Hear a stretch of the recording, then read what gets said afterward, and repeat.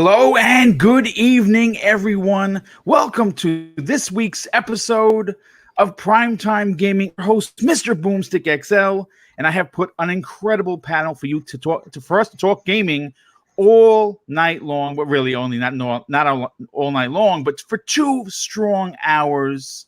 You're going to get the best place on Monday night to talk about gaming, and to do that, I had to put together a very salty and raunchy panel that you have seen on YouTube before. So let me introduce my 2 very special guests. First of all, you know him as the mouth of the South of Canada. He's one of the raunchiest gamers, but he's also one of the finest community members that I personally know. Please welcome Noof Nukem. Boom, kaboom, it's Noof in the room. I'm ready to bring the heat, the energy. Yes, hide your french fries because Salty is in the house, and put your diapers on because when I go boom, shit hits the room. Let's go. Well, listen, it's great to have you here. And of course, someone that I think you might know, he runs something called the Saltiest Gaming Podcast on Thursday evenings. He's a personal friend of mine. He is also your resident troublemaker on social media. Please welcome none other than Salty. What's up, Salty? How you feeling, brother? Good. I don't have any cool intro boom, man. I like fucking noof. I'm sorry, part of my language, but yeah, I wish I had something like that. He's like boom boom kaboom, and I'm just like yeah, what's up? How's it going? Salty's Gaming here. It's good to be back, man. It's been a while. So get some maracas, man. It goes, throw salt in someone's eye and call it a day. Good to be back. Listen, yeah, it's great to have you on the show. I think this is actually the first time you're on Primetime Gaming, so thanks so much for being here. It's been a while since we've worked together, and it should be a great show. A lot of really big topics, a lot of controversial topics that people are really going to be talking about in the chat. Of course, I have to welcome, you know him as one of the biggest pirate legends on social media. He's also the showrunner of 4 Guys with Quarters, my very good paisan, Clowns. Welcome, dude. Hey, what's up, man? Always a pleasure being here, Boom. And Florida is still slowly sinking. Well, listen, hopefully you have a boat ready and you don't get eaten by alligators like that film that was just released in and that's a good movie if you didn't see it. I think it's called, what the hell was that alligator movie called? I don't know. Anyway, it was a good movie and it took place in Florida, which is where you're sinking. So look out for the Crocs. And last but not least, we have someone whose skills in multiplayer are legendary. He's one of the best multiplayer guys that I personally know, and a very good friend of mine. Please welcome Tempest Sun. Boom, boom. What's up? How you doing, buddy? Good to be here. You know what? I've heard it a million times when people introduce clowns. I had to look up what paisan is. So your fellow Italians. I had to look it up. That is correct. If anybody doesn't know what it means, I did the work for you. So yes, well, I appreciate that very much. And I gotta thank Chris713. He gave me the name of the movie. It's called Crawl, and yes, it was really, really good. Oh, yeah. We do have a few people missing from the regular panel that had other family things to handle, and we do have, of course, Gaming Forte on his way here. But let's I want to do something just to let people know. Obviously with the show, we're trying to make it more professional. So what you're going to see is I'm going to have a ticker running at the bottom, and this is going to be the list of people that are channel members. And that's going to be switching up from time to time, adding the different members.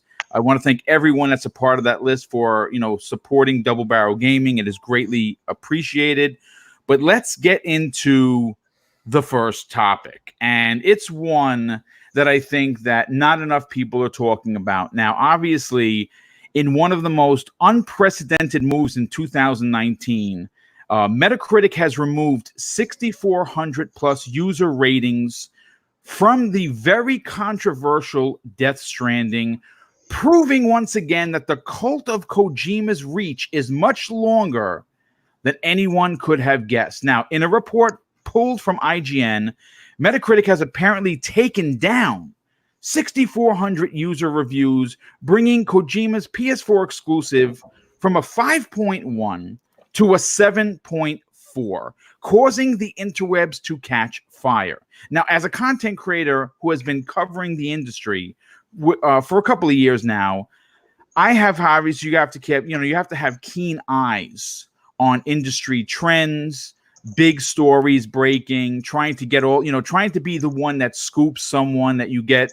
We all have our sources, and you want to also you also want to be that one person that pulls a scoop. But I have to tell you this: I have never seen anything quite like Death Stranding in regards to the way it was reviewed. And now, obviously, I made my stance perfectly clear about how I feel about about how it's being coddled at the Game Awards. And now this. Now, I'm going to say this. When you look at everything that has been going on as a whole, you have to question. Again, I don't care about the score for Death Stranding. Now, I'm going to pick it up when I can get it on sale because I'm going to see what everyone's talking about. It seems like I'm going to play it. And I know, Noof, you played it and you traded it in because it wasn't for you. And we'll get to that in a second. But, when I saw this story that was brought to my attention, it was from Meta-Critic, it kind of shocked me a little bit. And here's the reason why. Now, I'm just going to bring up 3 games. Okay. Now, we obviously know that in this generation, certain companies get carte blanche while other companies get a kick in the teeth. And the 3 games that I'm going to talk about, whether or not you like them or not, is still relevant to this particular story. And the 3 games I'm talking about happen to be Microsoft first-party games. Now, some people consider them weak. Sea of Thieves, State of Decay 2, and, of course, Crackdown 3. Now, obviously, if you go to Metacritic, Crackdown 3 has a 5.4 user score.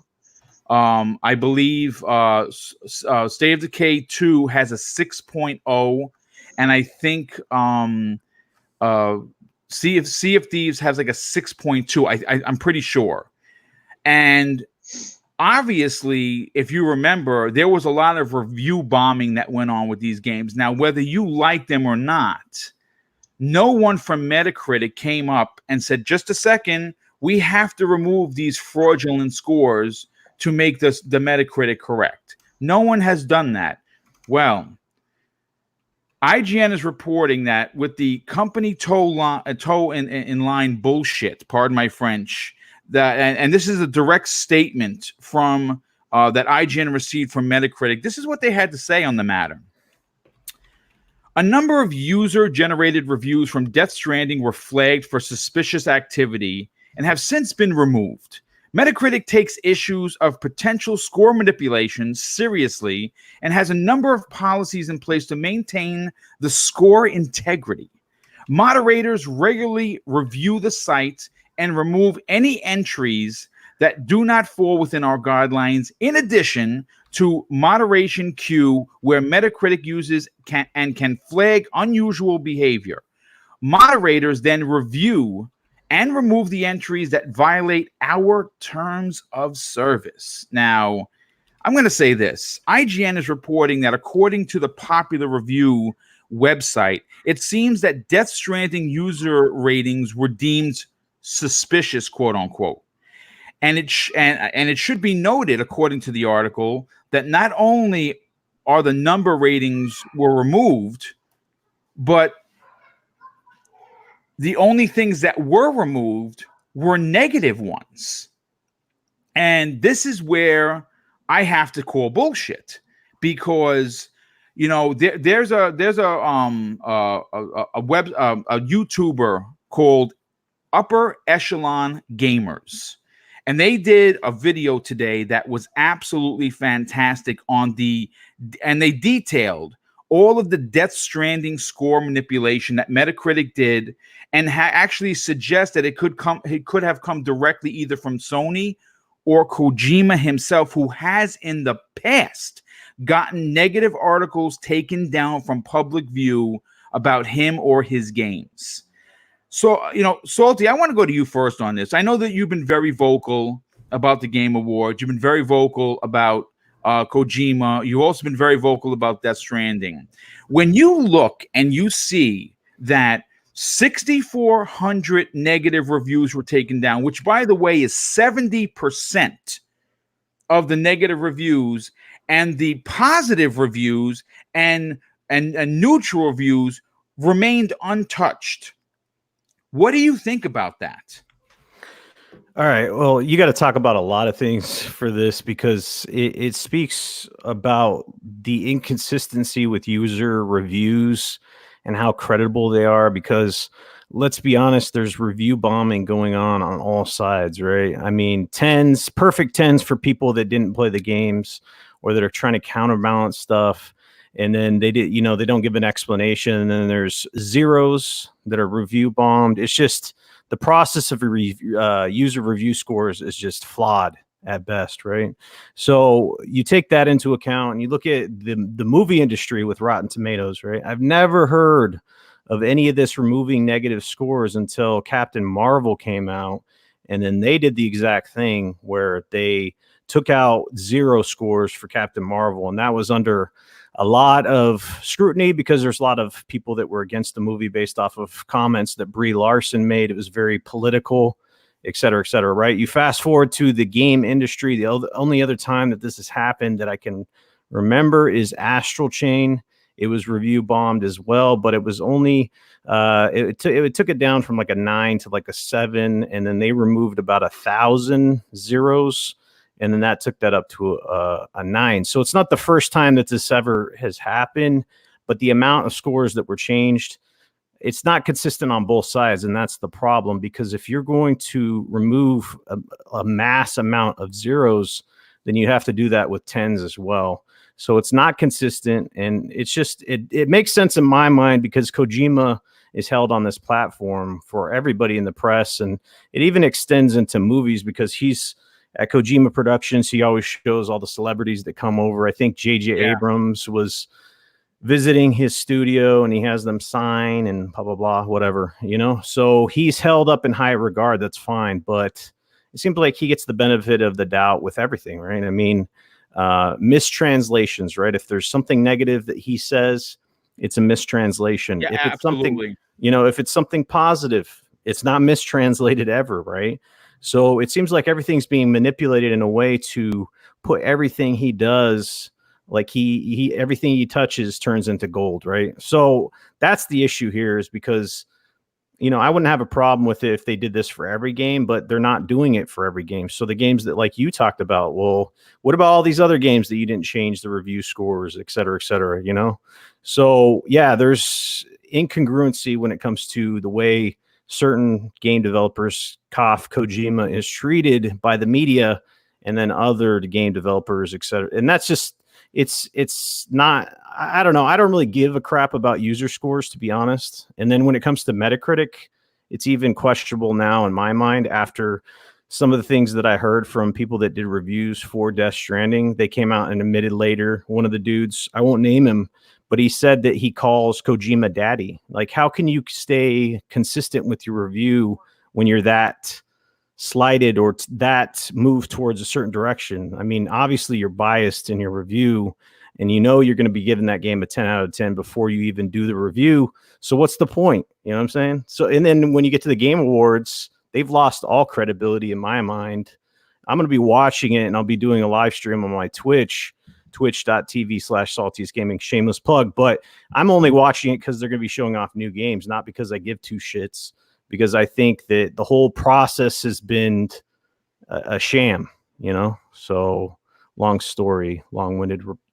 No, absolutely. Listen, this is a conversational podcast, and what you have to say is important. And I want to add to what you're talking about. See, first of all, the biggest problem with Metacritic, regardless of whether it be the user score or like the so-called quote unquote professional score, there's no way to tell how much time you've played in the game. Whereas if you take Steam, for instance, if you're going to review something in Steam, you have to be registered to you have to have a Steam account.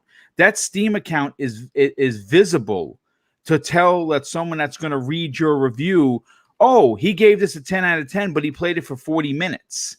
You know what I'm saying? Or he or she didn't play it at all. So you don't get that with Metacritic. And And what's interesting, and like I said, just because I just found out about this website from Cognito from the Iron Lords, who said, "Listen, Boom, you got to check this out because I know you're doing a topic tonight on it." And Upper Echelon Games, I subscribe to them now. They have like I think almost 400,000 subs, so they're a big time YouTube channel. The guy breaks down what Kojima has done in the past when he was vice president at Konami, and some of the underhanded shit that this guy did to get things taken down that weren't in his favor are incredible. And what's worse, and what has been confirmed, is the negative reviews, 6,400, 70% of them have been taken down from Meta-Critic, whereas the negative and the neutral and positive have not been touched. He actually pointed out one particular user, and he said he found it in seconds, where not only were they two different users, but the wording was exactly the same. And what's worse is the grammar mistakes were exactly the same. 10 out of 10, 10 out of 10. So what I find to be suspicious and a whole line of bullshit from of course, Meta-Critic, is they're towing the company line, saying that we take this serious, but they didn't go to remove any of the 10s that were probably bot accounts. And I think that it's ridiculous. Noof, I want to get your opinion on this because you actually played the game. You took the dive. You spent the 60 or 70 bucks. I know it's a little bit more expensive in Canada, so I feel worse for you that you actually bought the game. How long for you personally did it take for you to realize that this wasn't for you? And what are your thoughts on this very, very crooked action by Meta-Critic? Well, I bought the game, 80 bucks Canadian. I bought it because I was intrigued by it, because I'd watched a little bit of video and I heard some people, with various positive aspects, and I thought, if I'm going to at least weigh in and give my 2 cents worth, let's give this game a try. I was probably close to chapter 3, I think, when I called it quits. And whether you want to say that was an honest try or not, I don't know. I don't know how much cool stuff you're going to see in this game later on down the road, but that's kind of my point exactly. I don't need to play 20 hours into a game, or shouldn't have to play 20 or 30 hours into a game to feel like, man, this is my kind of game. It's like a good movie. You need to be captivated. It has to jump out at you. Look, the one thing I know about Death Stranding, it's no 10, it's no masterpiece, it's damn well no game of the generation, as I've seen some fans call it. I mean, I guess if that's what floats your boat, good on you. But look, on the other side of the coin, it's also not like a 4 or 5 or a 0. It's not an absolute piece of garbage. Yet it's a competent game. There are some great things that Kojima and his team did with this game.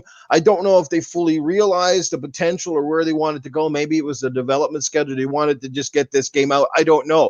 I mean, this game is bizarre, but it looks fantastic. I mean, graphically, yeah, sure, it could be nominated in that Game of the Year category. Graphics-wise, it does look outstanding. It's great animation. Like I said, story is weird. So when it comes to graphics and weirdness and stuff, this game is going to score high.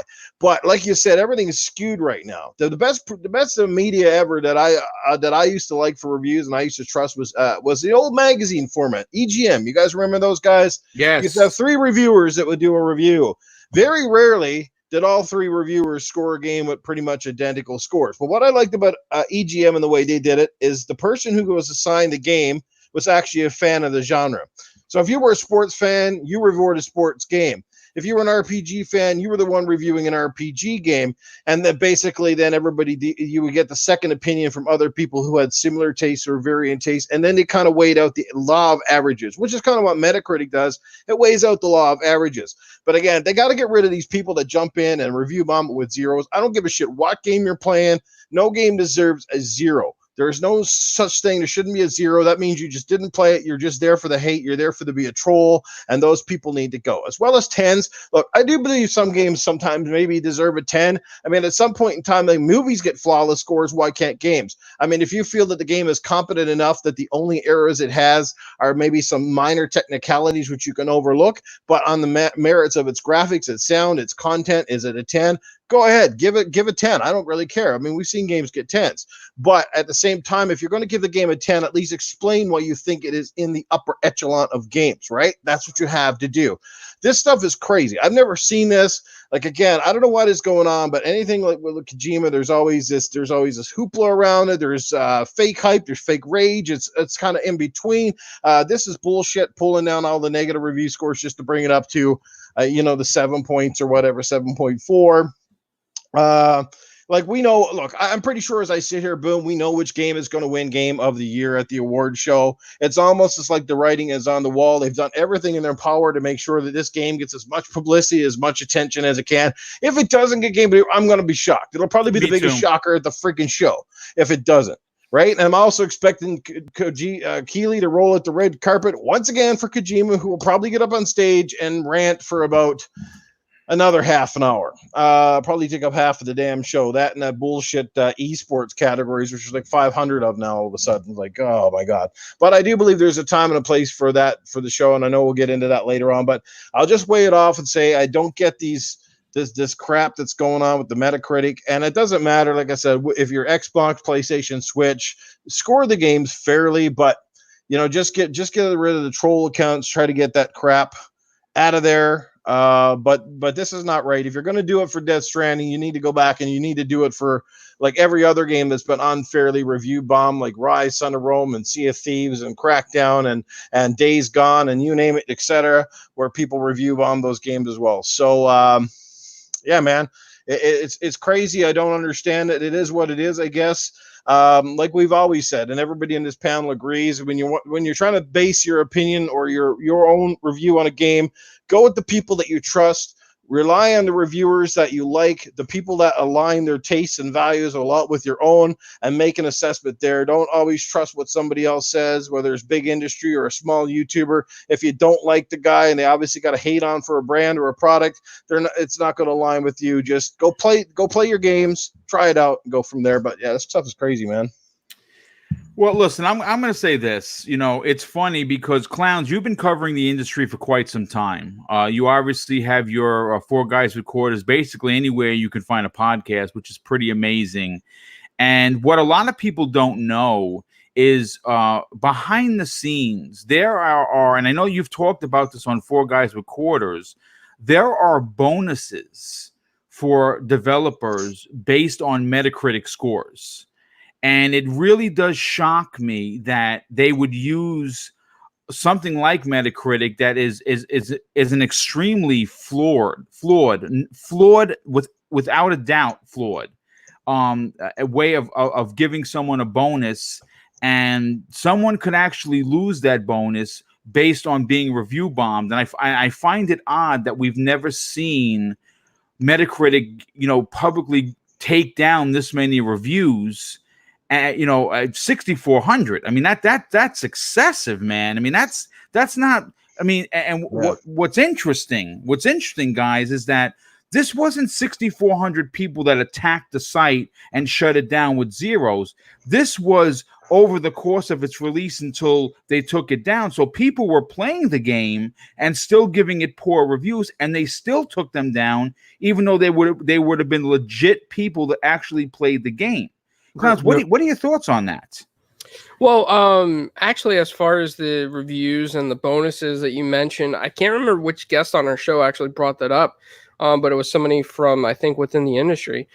Yeah, so a lot of times with Metacritic, when the critic scores are high, there have been companies in the past that have given bonuses to developers, to the teams that make the games and stuff from the actual publisher. In this reference as to the user scores being removed, it's kind of hard with Metacritic to say, because there are a lot of bots out there, and there are troll brigades that like to bring anything down or anything up. Now, Softy brought up a good point, saying that if you're going to go ahead and take down all these negative reviews, you need to look for the positive bots as well and take those down. And I don't think that Metacritic did that. So I think that, there's, in a way, they're kind of siding with Kojima, because he's held up to this higher standard of being like a godlike developer, like an Andy Warhol of the games industry. And I don't think he's that great of a developer.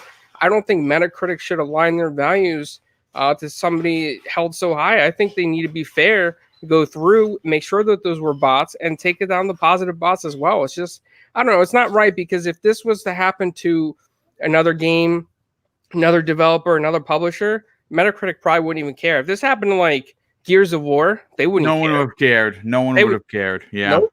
They wouldn't care. And then all these websites like Kotaku and Jason Schreier's out there be like, oh, all the users hate Gears of War. There's 10,000 negative reviews. Nobody would mention they were bots like they did for Kojima. You know, everybody comes to Kojima's defense like he's a little baby and they need to wipe his little bottom every time something goes wrong. They need to cover up for him like he's some higher power, and he's not. He's just a normal human being. And every developer out there, if they're treating Kojima this way, like on a gold toilet, every one of them needs to be treated this way. It's just not fair. No, I mean, I agree. I mean, I think that the way that the industry, listen, the bottom line is this. He's a grown man, and I take nothing away from how hard he worked on the game. I'm not downplaying the hours that he spent away from his family, or the hours that the staff at Kojima Productions, stayed away from their family to make sure this game was done. I just find it very suspicious when you look at all. I don't want to say evidence, because I'm not investigating the guy. I mean, I can actually give a flying shit, to be honest with you, whether it wins Game of the Year. But the bottom line is that when you're a content creator and something happens, well, I can't speak for anyone else. I'm gonna speak for myself. When I see this kind of shit in the industry, if you want to hear it, you'll come here and you'll listen. If you don't want to hear it, well, then you can hit the thumbs down button and get the fuck out. I mean, that's the bottom line. But I'm going to talk about it, because I'm sorry to say people have been coddling this guy for years. And when I say that there's a cult of Kojima, I was a victim of them, because I obviously challenged Jeff publicly. He answered me publicly. I still think that he was wrong. I still think the Game Awards are corrupt, and it lost all credibility with at least me, and I'm sure a good portion of the gaming community.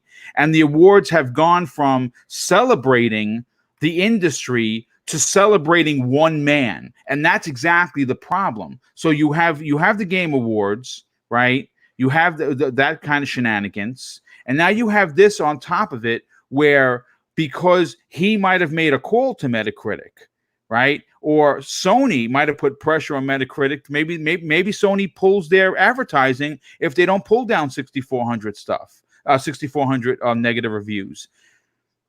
It was sitting at a 5.1. There were plenty of games sitting at a 5.1. I didn't see Metacritic coming to rescue them. So Tempest Sun, when you have all of this in front of you and you're starting to see the way that this is playing out, I mean, am I crazy to say that the industry is coddling this guy? Oh, God. If I've said it before, but if anybody else made this game, it would have been it already, even with it being him, it's not selling well. It's not like an extremely lucrative hit, if you will. And so by his standards, it's not doing great. It's the first time he's ever kind of got a little bit of a slap on the hand from critics. Some critics were actually, I don't know, real enough to actually say how they probably really felt about it. I mean, some of them might have really liked it, but, and the dude, he has like a meltdown. I mean, the guy pretty much calls an entire country stupid, or not stupid, but he calls us simple, if you will. Like, we don't know like high art media. You know what I mean? I mean, who does that, and who does it and gets away with it and has people defend him as well? I don't get it. I don't understand. I don't need it from a guy that's been playing video games since I've been a little kid. I've played all of Kojima's games, literally all of them, except for like one or two on like the PSP or something. And I've enjoyed a lot of them, but even with enjoying them, I just don't understand why this guy has like breached this upper, I don't know. He's like on such a high pedestal, and I just don't know why. I couldn't tell you. It's ridiculous. Them removing 6,400 review scores. It just goes to show you. I mean, the user review scores on almost anything are a joke, but this is big money. I mean, this is money for Metacritic, right? I guarantee you they got so many clicks, so many hits when the Death Stranding review dropped. And they'll probably, want to keep this dude or Sony or whoever. They probably want to keep him happy because it brings in money. Even though the user scores are a joke, they're an honest to goodness joke. They're so unbelievably unreliable. It's still a number. Excuse me. As soon as you click on the page, you see two numbers, the critics and the user score. And if it's a super low user score, it just doesn't look good. You can spend 2 seconds, and if you have any critical reading ability whatsoever, you'll realize that the scores are crap. The reviews are crap. Maybe like 1 out of every 10 is a legitimate review. But you look at that score, and it doesn't look good. So they probably want to keep this dude happy.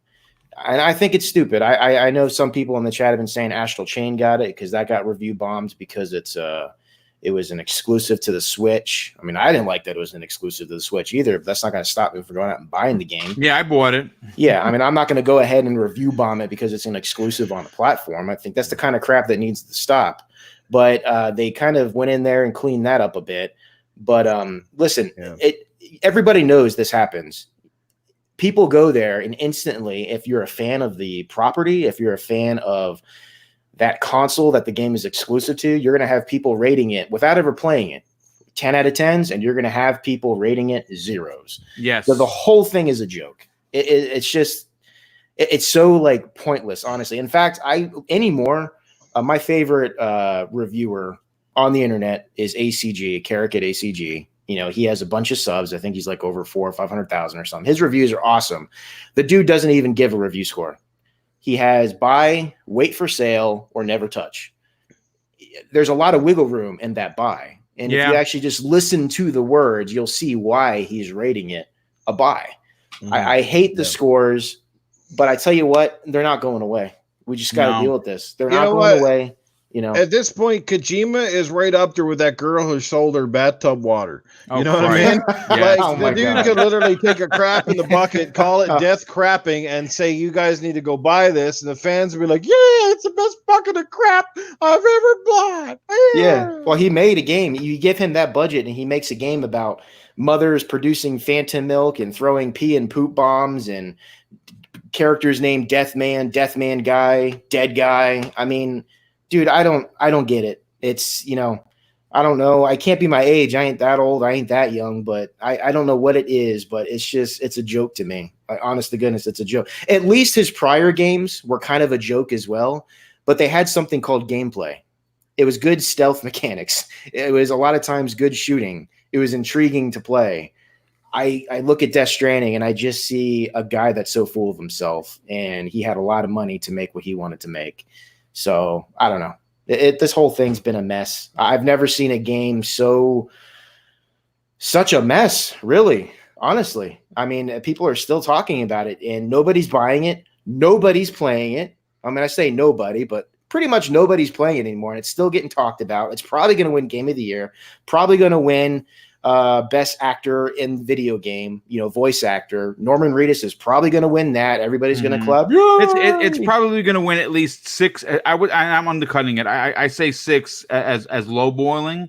Yeah. I think it's gonna win 6 out of the 9 nominations, maybe 7. I mean, Sekiro, Shadows Die Twice, and my personal game of the year, Resident Evil 2. How can you stack those games up together and even put Death Stranding in the same? I just don't understand it, man. But you know what?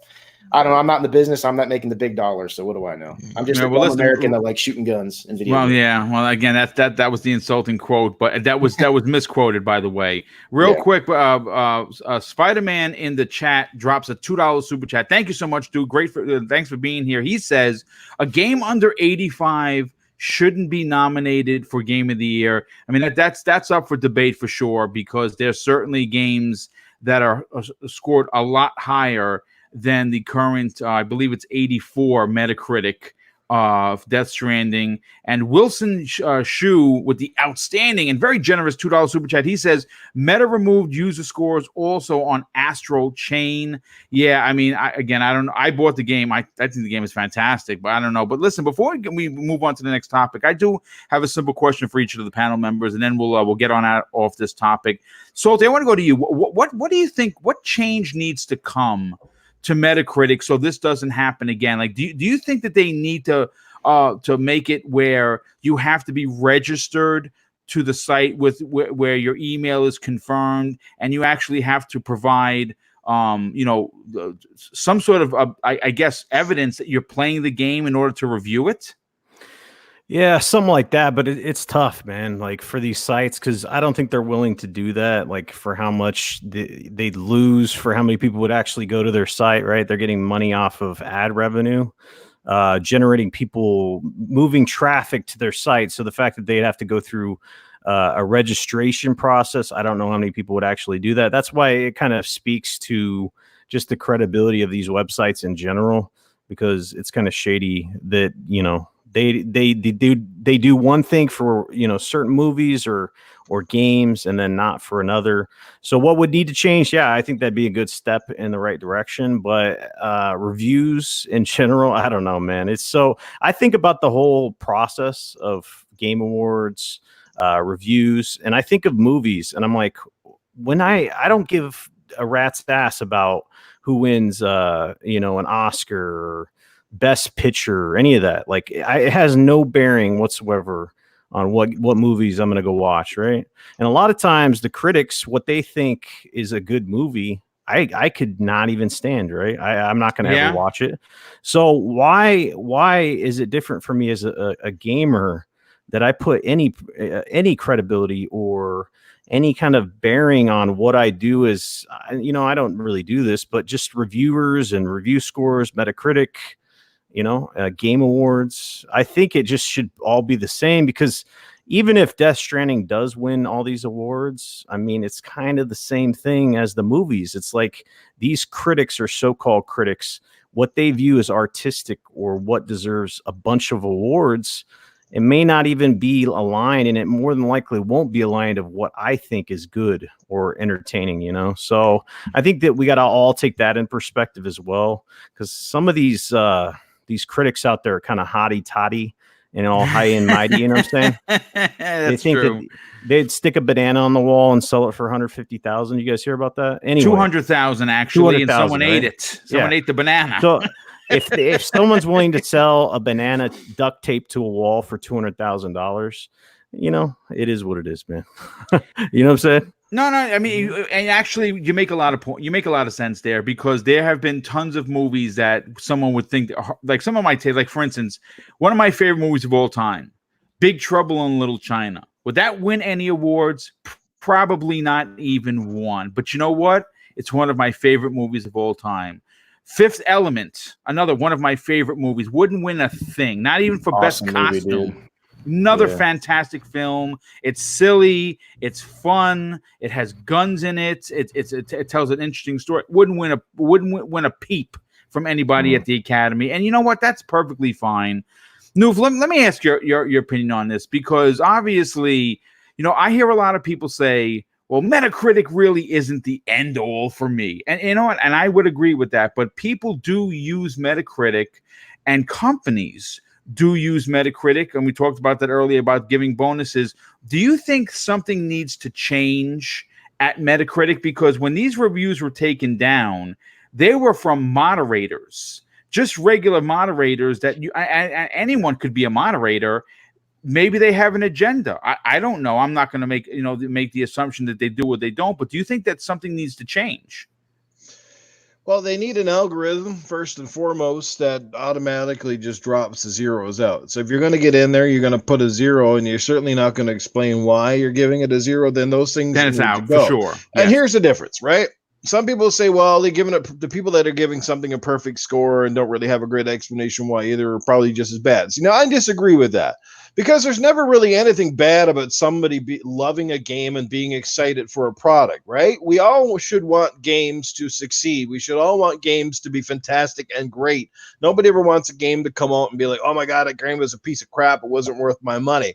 But on the other hand, the zeros are clearly usually driven by fanboys more than anything. Like these aren't zeros coming from a PlayStation guy who bought Death Stranding and going, I really hated the game, I'm going to give it a zero. Am I correct? You don't see that. I bought the game and I played it. I wouldn't give it a zero. It's far better than a zero. Like I said, it's a competent, decent game.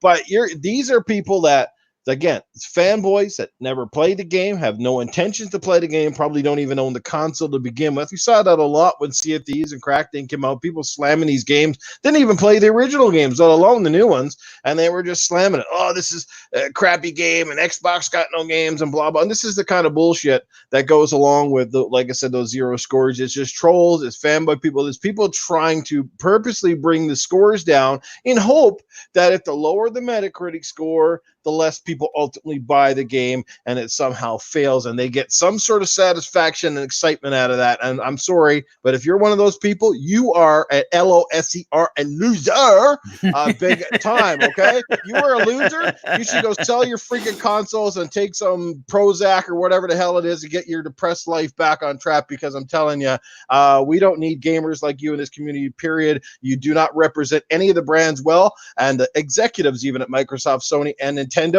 behind closed doors would say the same thing, that you guys are shit scum and you're what is wrong with our business. This is why it will never rise to the upper echelon, because it's the loudmouth, immature morons out there that constantly bring shit down and do this all the time. And that is the bottom line. But they need an algorithm to get rid of some of this crap in between and come down to a nice, a fairly decent, accurate score, and that sort of stuff.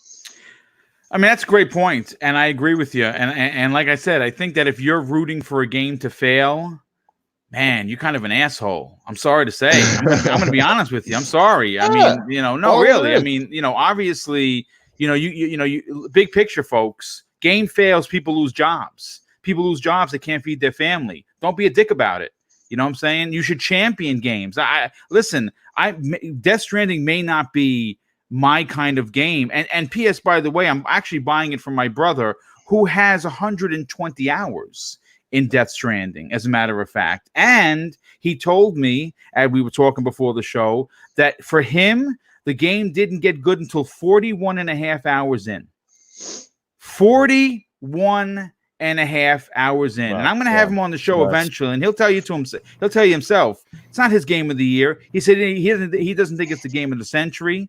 He doesn't think it's the game of the year or anything. He said it's a competent game for sure, but that's about it. Boom, can I just make one more point? Absolutely. Go ahead. This is going to be a very valid one, guys, and listen to me on this one. I would rather see a game like Death Stranding succeed and do well than I would rather a game like Fortnite succeed and do well. And I'm going to tell you why. Because at least Death Stranding at least challenges the bar of originality, dares to go in different places nobody's really gone, and at least encourages other developers maybe to take some risks and try something new. Whereas when games like Fortnite, this free-to-play BS, are constantly becoming the norm and dominating the market, what happens? We got 1,000,001 copycat crap-ass games coming out that people are just buying hook, line, and sinker because it's free. Like, I want to see real games out there, baby. Not this garbage that the kids are pushing, because that's where it is. You know what? If I could blow up games on cell phones, I probably would, because honest to God, it's just driving stuff in a market that I just do not like. We're just getting far too much clutter now instead of great games, and people are afraid to take risks because not enough people support games like Death Stranding and so on and so forth. I mean, that's a really good point. I'm glad you brought that up, because that is actually... That's pretty interesting. Clowns, I'm going to get your final opinion on this. What change do you think needs to come to Meta-Critic?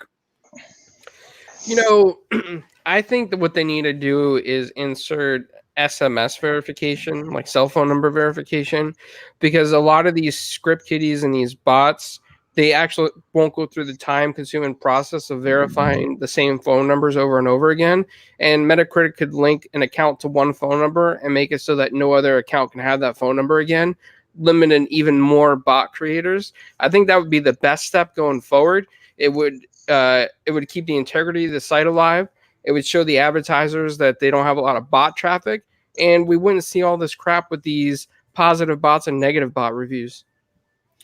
I never thought about doing that, dude. That's like really going behind the numbers. I'm glad I have you on here, dude, because that's what I love you bring to the show, because these are the things, because you work with numbers and you're so proactive of getting your Four Guys with Quarters to every possible avenue. You know about the behind the scenes stuff. So thank you for that, Clowns, very much. And of course, closing out Tempest Sun, what do you think needs to change for Meta-Critic moving forward after this very public shenanigans?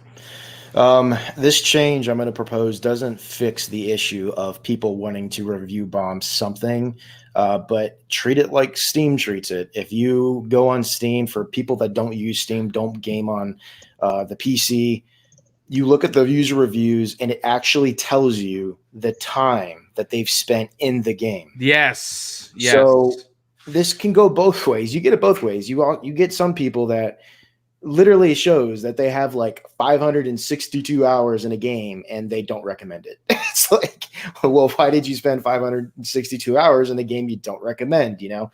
So even then it's still kind of wonky, but I feel like Metacritic or somebody should just take a, make it so there's ways you can track numbers through the console. Xbox does a yearly report. There's got to be ways you can track these things. Make it so you sign in and it'll tell you how long you've spent in that game. If you were to actually, if you were to actually take a look at these reviews on the site and actually show who played hours and gave the review, it'd probably be like 5% of the reviews actually have a decent amount of time in the game. It'd be ridiculous. It really would be. So I don't know. I think that's what they should do. That might be way too much work. Clowns' route is probably much more feasible for them to try. I guess something has to change if it's going to ever be credible, but it just might not ever be credible.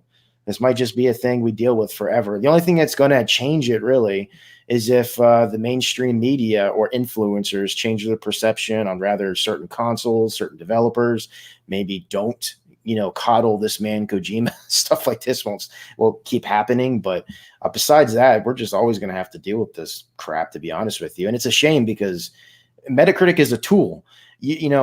A movie gets a great review and you're like, oh, it got a great review. You could walk out of that movie and be like, well, it's not as good as, I don't think it was as good as that review said.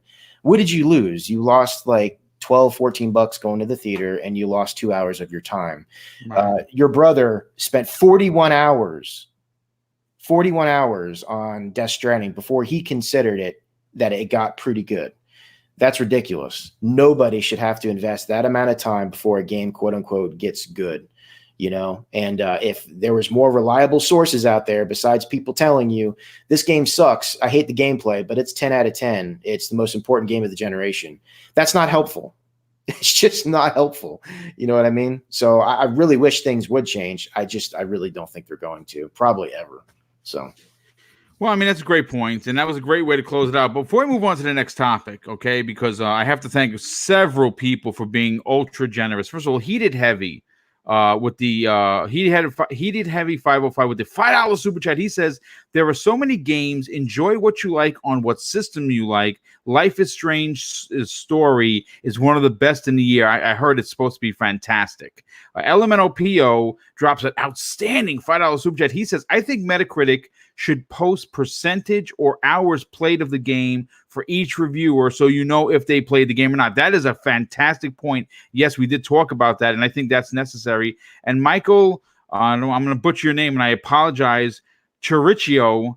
Chiricello. Chiricello. Thank you, dude. I appreciate that. Michael, thank you so much for being here. And he puts a $5 super chat, very generous of you, with a animated thing, a gift that says "Keep it up." Thank you for that.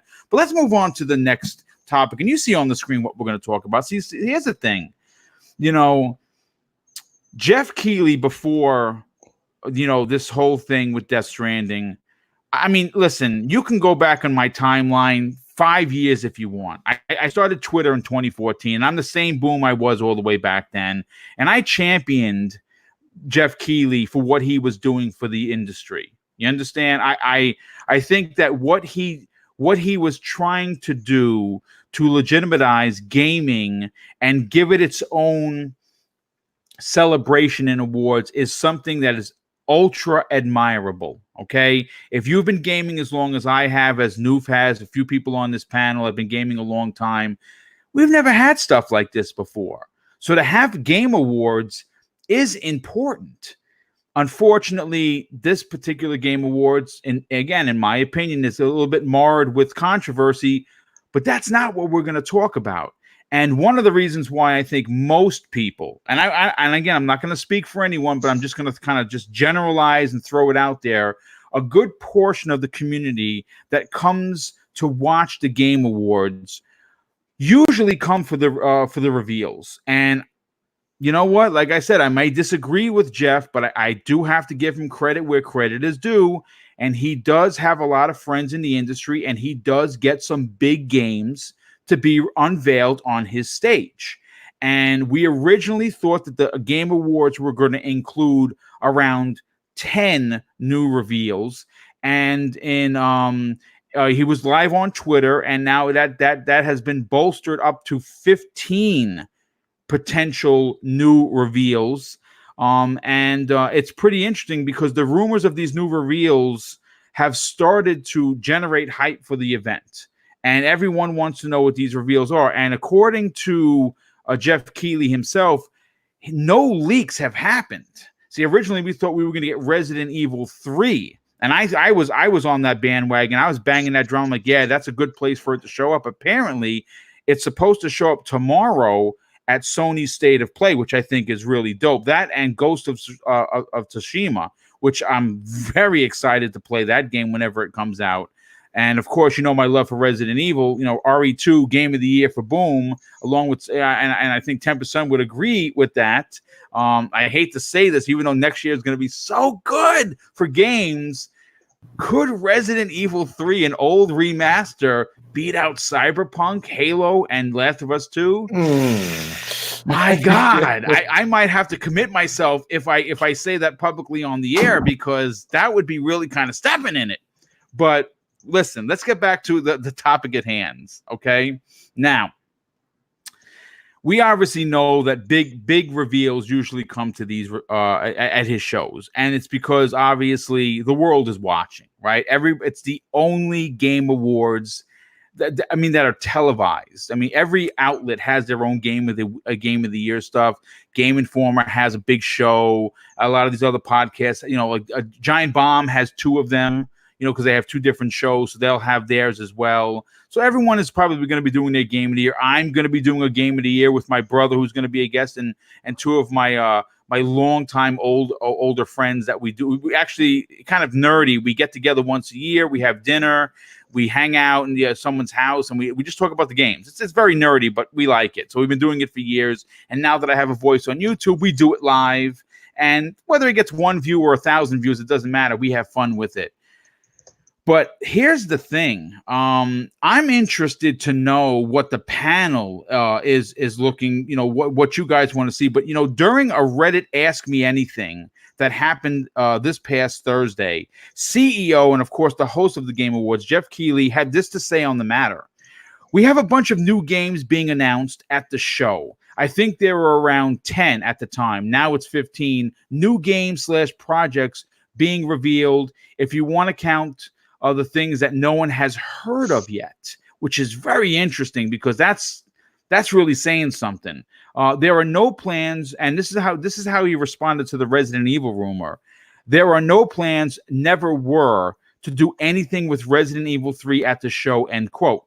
Now, obviously, there's been an update thanks to Gaming Bolt and, of course, Jeff Keighley that the number has ballooned to 15. And it has been previously confirmed that this year's event will include a fresh look at Gears of War Tactics, which I'm really interesting. It's interesting because, one, we have no idea when it's coming out. It's probably going to be next year, but I would really like to see what that game looks like, because that looks like it's going to be a lot of fun if you like, you know, the real-time strategy. We also have heard reported rumors that the long-awaited Metroid Prime trilogy for the Nintendo Switch would be announced alongside as an update to Metroid Prime 4. That's also a possibility. Obviously, you know, who's to say at this point? So let me start with the panel and see what you guys are saying. Salty, I go to you. What exactly do you want to see at this year's Game Awards in regards to you know, these reveals? Man, there's lots of possibilities out there, right? What did they say? 10 plus games. It's now it's ballooned to 15. Now he said there's going to be 15 reveals. Yeah, there's going to be a lot of smaller games, you know, kind of like Gamescom, because they talked about reveals and stuff like that. But the things that you were touching on, what about that Batman game? Where's that at? Like, is that going to be That coming would out? be great. That would be awesome because we've been hearing about that. It seems like for years almost. You know, it's been so long since we had a Batman game. I think that doing the Batman reveal at the Game Awards would be special. It'd be awesome. As far as other games, man, Bioshock's too far out because they just talked about that today. So maybe just like a small teaser would be cool. But yeah, Batman's the main game I want to see. They've been talking about that and it kind of went away, but hopefully they pull that out of the bag of tricks and then we get the, you know, Dark Knight. I think that, you know, well, we've heard a lot about this Batman that's supposed to involve the Court of Owls. Yep. And the Bat family. Now, obviously, the Court of Owls. I'm reading it now. I actually never read it, but I bought it on ebooks, and I'm reading it now, and it's incredible. It is probably one of the best Batman stories I've ever personally read, and I've read a lot of them. This to have what I've read on the page as a game, not only to involve Batman himself, but the Bat family, which is a lot of people, and to have that game. You see, I think as exciting as it is that that the game is again allegedly being worked on. I think I agree with you 1,000%, Salty, that to actually see it at the Game Awards, for confirmation to know that it's there, that it actually exists. That would be big. Is there any other particular game that you've been, you know, that you want to see maybe revealed there? Man, there's so many games that are already confirmed for 2020. I kind of want my wallet to not take any more hits. You know what I'm saying? Like, there's only so many games we can play. You know, like, geez, we're spoiled. That's all I got to say. We're spoiled as gamers, especially if you're a multi-console owner. Like, there is just too many games. And if you have Game Pass, it's even multiplied by 10. You know, there's so many good games in that. The Switch, Xbox, it's a good time to be a gamer, man. That's all I'm going to say. No, that's a great point. Great point. Noof, let me go to you, Noof, because obviously we were talking about this pre-game. You said that right now your current backlog is on the part of overload, of being considered gross. But obviously the games are never going to stop coming out. For you personally, is there anything in particular that you want to see unveiled at the Game Awards? Well, I hate to steal a page out of Salty's book, but I'm going to have to say, yes, the new Batman game has me intrigued. We've been hearing rumblings about it for some time. I would love to see an unveil of that game. If it indeed does exist, I assume that they're going to bring one eventually based on the success of the character and the popularity of these games. And, you know, it's been a while. So that for sure. I would also like to see whatever Rocksteady has up their sleeve. They've been oddly very quiet over the last little while, and they must be getting close to putting something out now, because it's been a long time since they popped out Arkham Knight. So I like to see what they're going. And, you know, a new reveal again from Microsoft. I'm not expecting one per se, but it wouldn't entirely surprise me to see something from maybe one of their new studio acquisitions, a little tease perhaps. We kind of saw a little bit of that direction at the last show, that maybe Phil is loosening that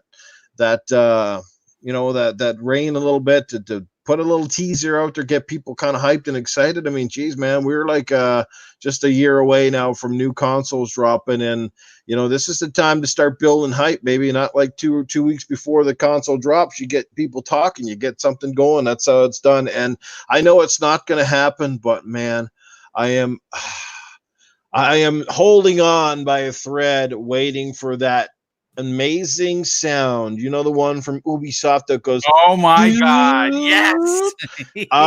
If and when that ever happens, that's all I need. I don't even need to see a trailer. Just Splinter Cell 2021, baby. I'm telling you, I'm gonna have a Woody for that one. I'll be ready to roll. It's been too long, Sam Fisher. We need you back in the game, bro. That would be awesome. But please, Ubisoft, if you are making another Splinter Cell, don't division it. I'm sorry, guys, if I offended you. No, I agree. Don't division it, please. Keep it the way it's always been. Don't turn it into a cosmetic shop fest for people. Just Just give us a story-based Splinter Cell game. Make it awesome. Make it great. Make the graphics rock. Bring Sam Fisher back. Bring Mr. Ironside back. Kick ass, just like Stone Cold Steve Austin would do. That's what you got to do, man. That stuff will get me excited. There's endless possibilities right now. All that good stuff. So yeah, that's what I like to see. And I would definitely like to see a little more support from EA on the Switch as well. To see some of their bigger franchises coming over. I know they're starting to test the waters. Obviously, the numbers that the Switch is popping out right now are too big to ignore. Would like to see more of their franchises come over, even their sports titles. Even though I don't often get excited for sports anymore, it would be nice to have an authentic EA Sports experience that you can take on the go. It's been too long, and I'm sorry, but FIFA just doesn't do it for me. You gotta bring the Maddens and the NHLs too, man. You just can't have one and not the other.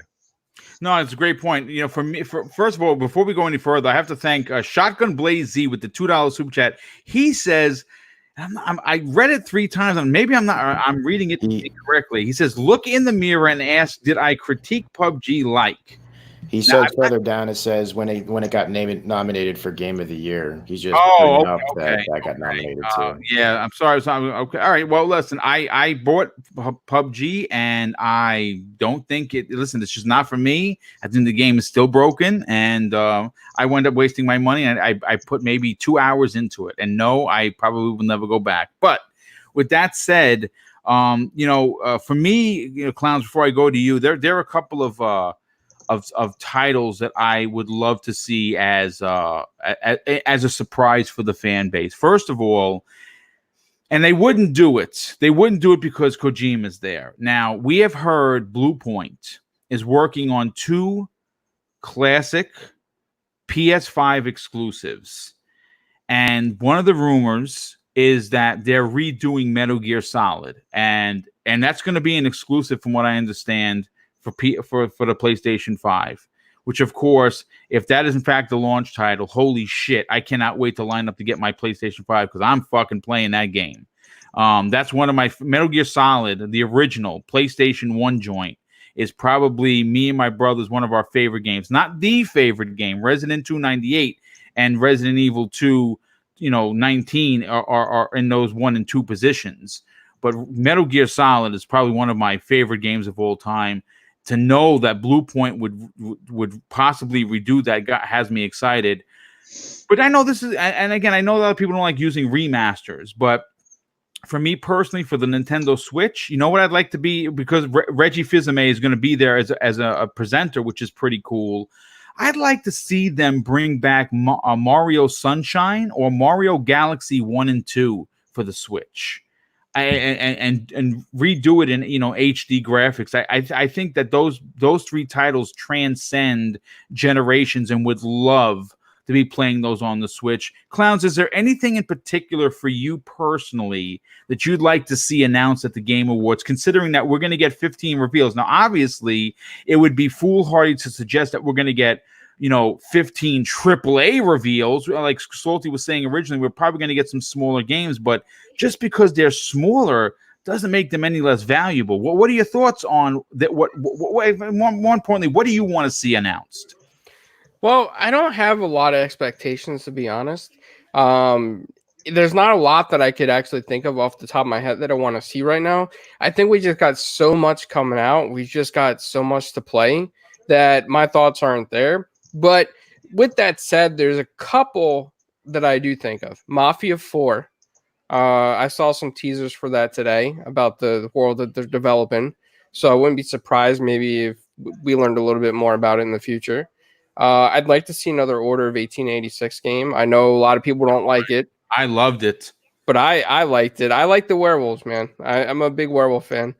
And GTA 6. I'd be interested to see if the internet if that was announced. I know. It's been so long. Like, why? We need to see something eventually, right? Well, we're actually be talking about that later on. Some leakage must have just recently happened through one of their GTA 5 online commercials that might have actually kind of let the cat out of the bag on where the next game is going to be. Hopefully, we can get to that particular topic before the end of the show. Is there anything? Other than what you just said, is there anything that you as a fan or a fanboy, would like to see them announce at this year's Game Awards? Wow. I would like to see, if I was really going to go fanboy here, I'd like to see another Earthbound. I'd like to see another Witcher and another Mega Man. Well, Mega Man would be nice. Yeah, we haven't had a good one in a while. Well, those are great picks. Well, listen, I definitely appreciate that. And of course, closing out this particular topic, I want to go to Tempest Sun. Tempest, obviously, you play a lot of games. Is there anything in particular that you? I mean, I know that you said you are probably not going to watch the Game Awards because it is a long affair, and there are some cheesy commercials and stuff in there. A good friend of ours that's not here tonight, So Shady, he's already said that he's not watching. He's going to troll YouTube to watch the trailers, and that's it. Is that something that you're going to do? And more importantly, what do you want to see unveiled at this year's Game Awards, dude? I'm unsure if I'm going to watch it or not. Honestly, if I start watching it and I get bored, I'll probably just wait for the YouTube videos to come out. I might do it that way. As far as what I think is going to come out, if there's 15 reveals, I say 5 of them will be anywhere from really intriguing to maybe I just crap my pants.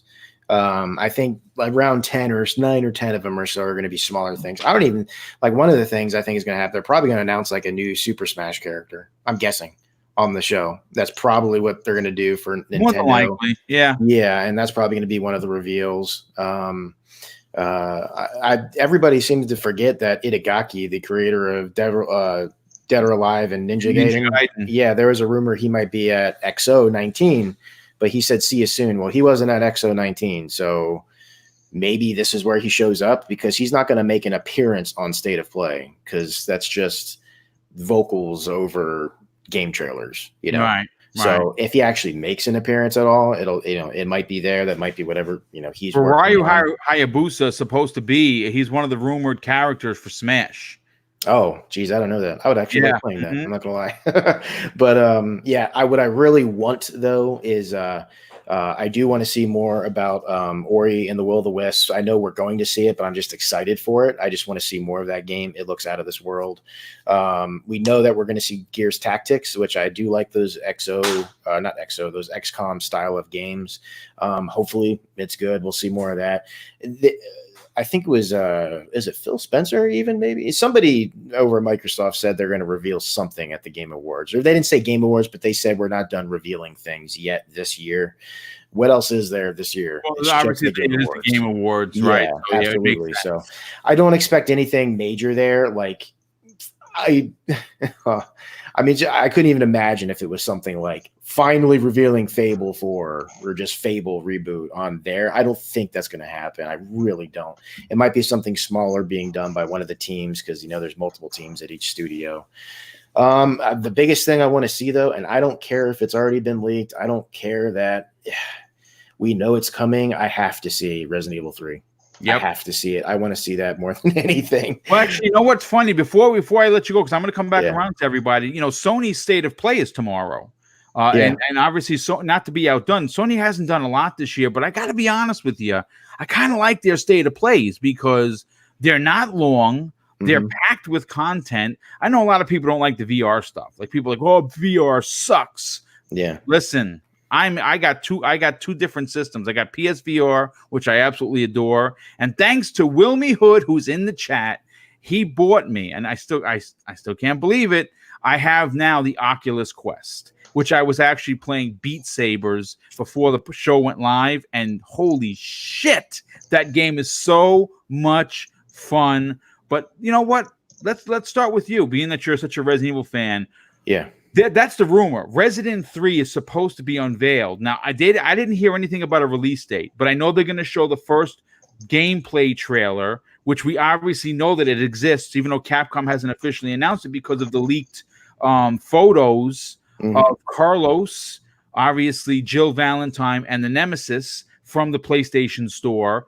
Are you hoping that you get a chance to see that tomorrow? And the other game that's rumored, which I am very excited to play, is, of course, Ghosts of Tsushima, which is supposed to be shown off.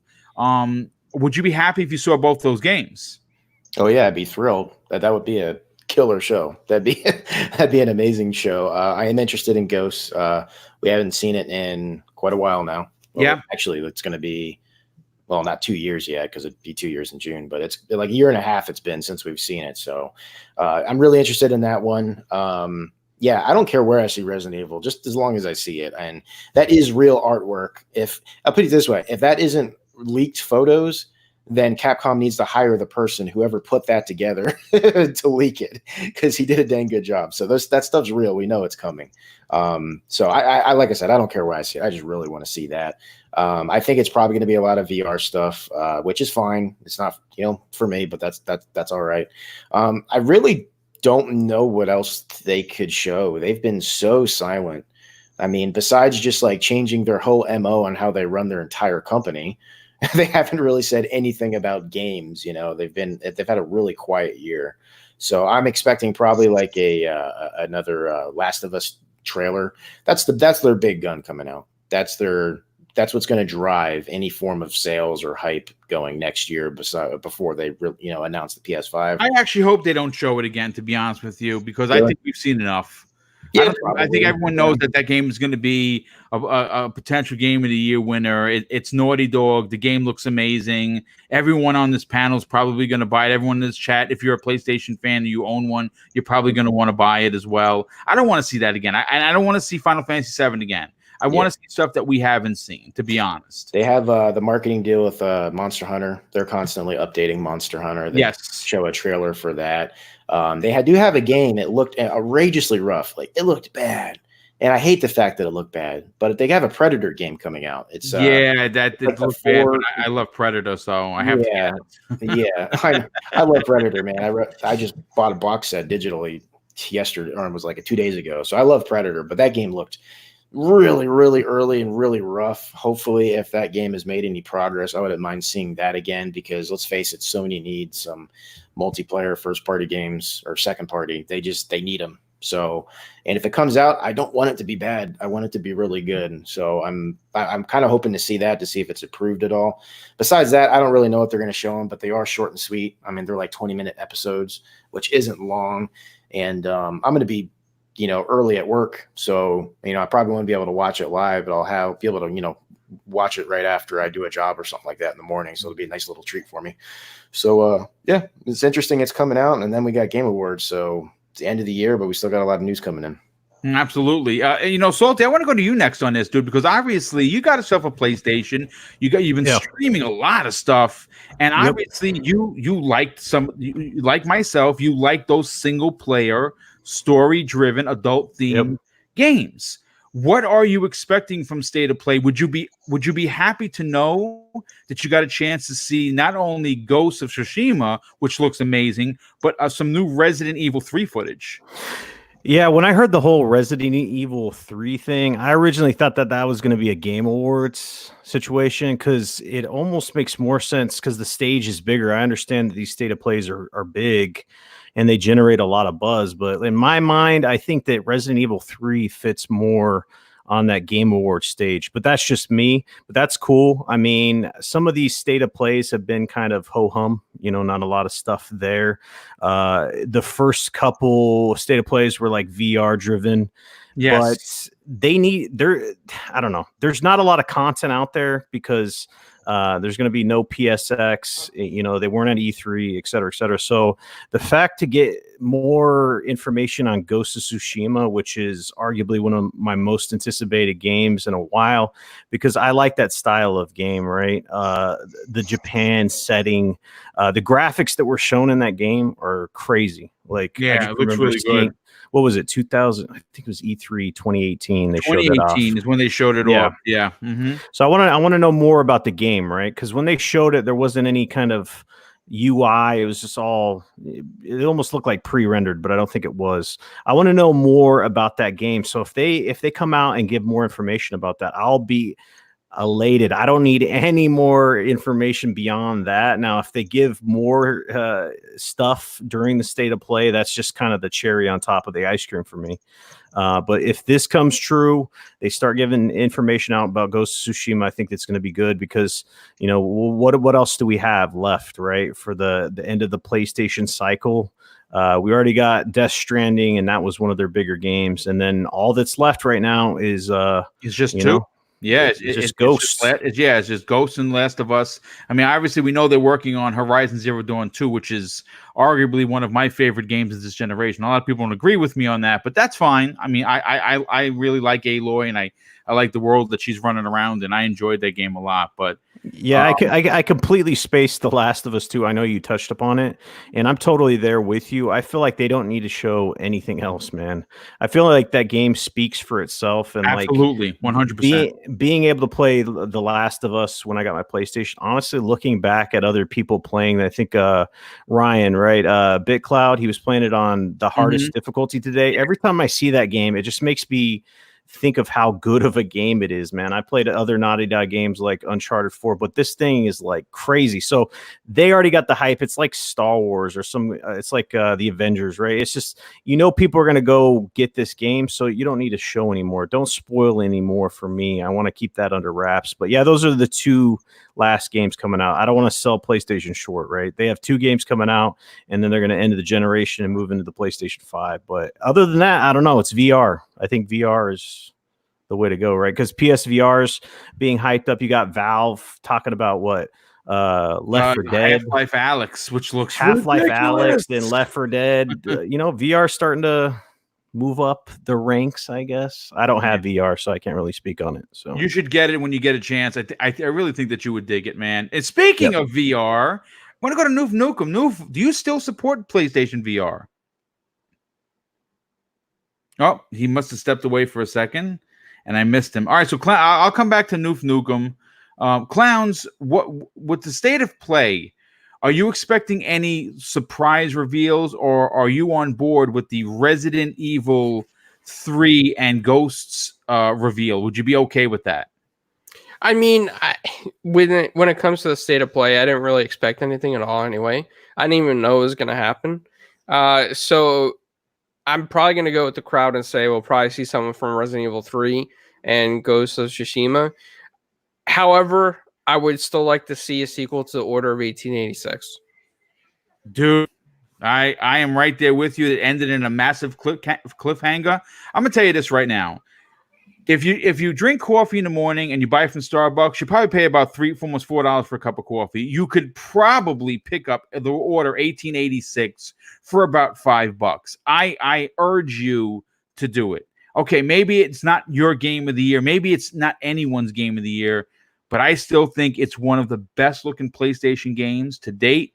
And even though it had some shortcomings with the controls, I'm not gonna lie, the story was just straight up mint. I loved it. I was devastated when I found that we weren't getting a sequel. I'm sorry. So, anything else, Clowns?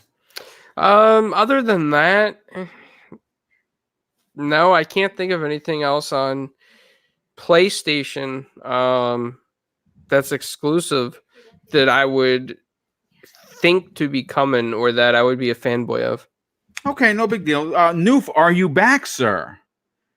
I'm here, man. I'm here. Did I leave? Okay. So before we get on to the next topic, are you still a supporter of PlayStation VR? Totally, man. Look. Okay, so obviously that you look forward to these state of plays like myself because you want, like, for instance, Iron Man is coming out, and I think that game is going to be effing awesome, to be honest with you. But it's not. We're not getting it till 2020. State of Play is supposed to reveal Resident Evil 3 and, of course, Ghost of Tsushima. Are you hoping to see some new VR stuff there, though? Well, absolutely. I mean, boom. Anybody who's especially had PSVR or any VR for that matter, but we're talking about PSVR here in particular. Anyone who's had PSVR since the beginning can tell you that it has come a long ways, leaps and bounds where it was originally. Couple years, right? And it's a steep learning curve. This is something that a lot of people are quick. They're quick to jump on the hate wagon for VR, and I'm not sure why. Because when I was a kid, and I remember us all watching a movie like The Lawnmower Man, thinking VR is the future, and this would be how cool would it be to play our games. Much like that movie illustrated back in the day. And, now we're here, we're close to that point, I guess you could say. like I said, the leaps and bounds that the PlayStation VR and VR games have made in general are good. And Wilmy says in the chat, PSVR is a great starting point, and he's absolutely right. I mean, obviously, if you're a console guy, there is only one console right now that you can play legitimate VR on. This is not that VR that people watch, those stupid little cheap headsets you hook up to your phone and you watch a video on. No, like, this is legitimate VR. And some games aren't so great. Some games are amazing. Like, I can name off a couple to go try. Go try Resident Evil 7 in VR. If you love horror games, it goes to the next level on that one. If you like action adventure, try that Astrobot game, which absolutely blew my mind how good it was. And all I keep thinking as I'm playing Astrobot, man, could you imagine if Nintendo gets on board with legitimate VR and does a Mario in that same aspect? It would be nuts. Like you said, you were playing Beat Saber the other day, Boom. Great way to stay active, have a ton of fun. Yeah, dude. Some of these games aren't like fully fledged games. A lot of VR games, because of the way the technology is done, you're not going to sit there for 40 hours straight playing some of these games. Probably too hard on the eyes, the whole 9 yards. But again, it's a great starting point. It's a hint to the future. It's only going to keep getting better as long as people keep supporting the devs. Devs haven't given up on it. There still seems to be tons of stuff coming. They're devoting resources to it. So there's something there. It is just going to take a little while, and it will get there. It'll get to the point eventually where VR sets will get smaller. They'll get less bulky. They'll get less obtrusive. There will be a lot less of the motion sickness. The games will have better one-to-one movement ratios and things, and better frame rates, which is one of the things that PlayStation VR suffers from, is because it is a lower-end VR headset. The resolution takes that knock, and it's a bit grainy. It can be a little bit blurry. I still fight with that at times. It's like, you're almost checking your eyesight. Like, did my eyesight just go down a couple of shades? And I'm playing with the Pro. I see a mild difference, but nothing like crazy. If you got the base PS4, it still runs fine on that as well. So, but yeah, I'm excited. Hopefully they'll bring out some really cool games. Like, for those people who are kind of about, say, No Man's Sky, trust me, go try that on PSVR now, and what a difference that experience makes, having it in VR. It's crazy.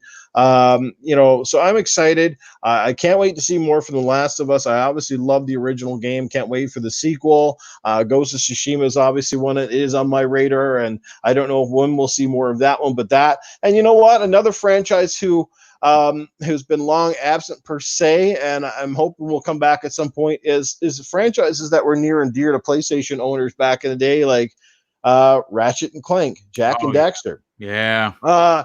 These are franchises that, for some reason, Sony and Xbox are seeming to get away from those platformer games that made them so popular at one point, and Nintendo continues to do, and I don't know why, but yeah, I'd like to see something like that for sure. That would be great.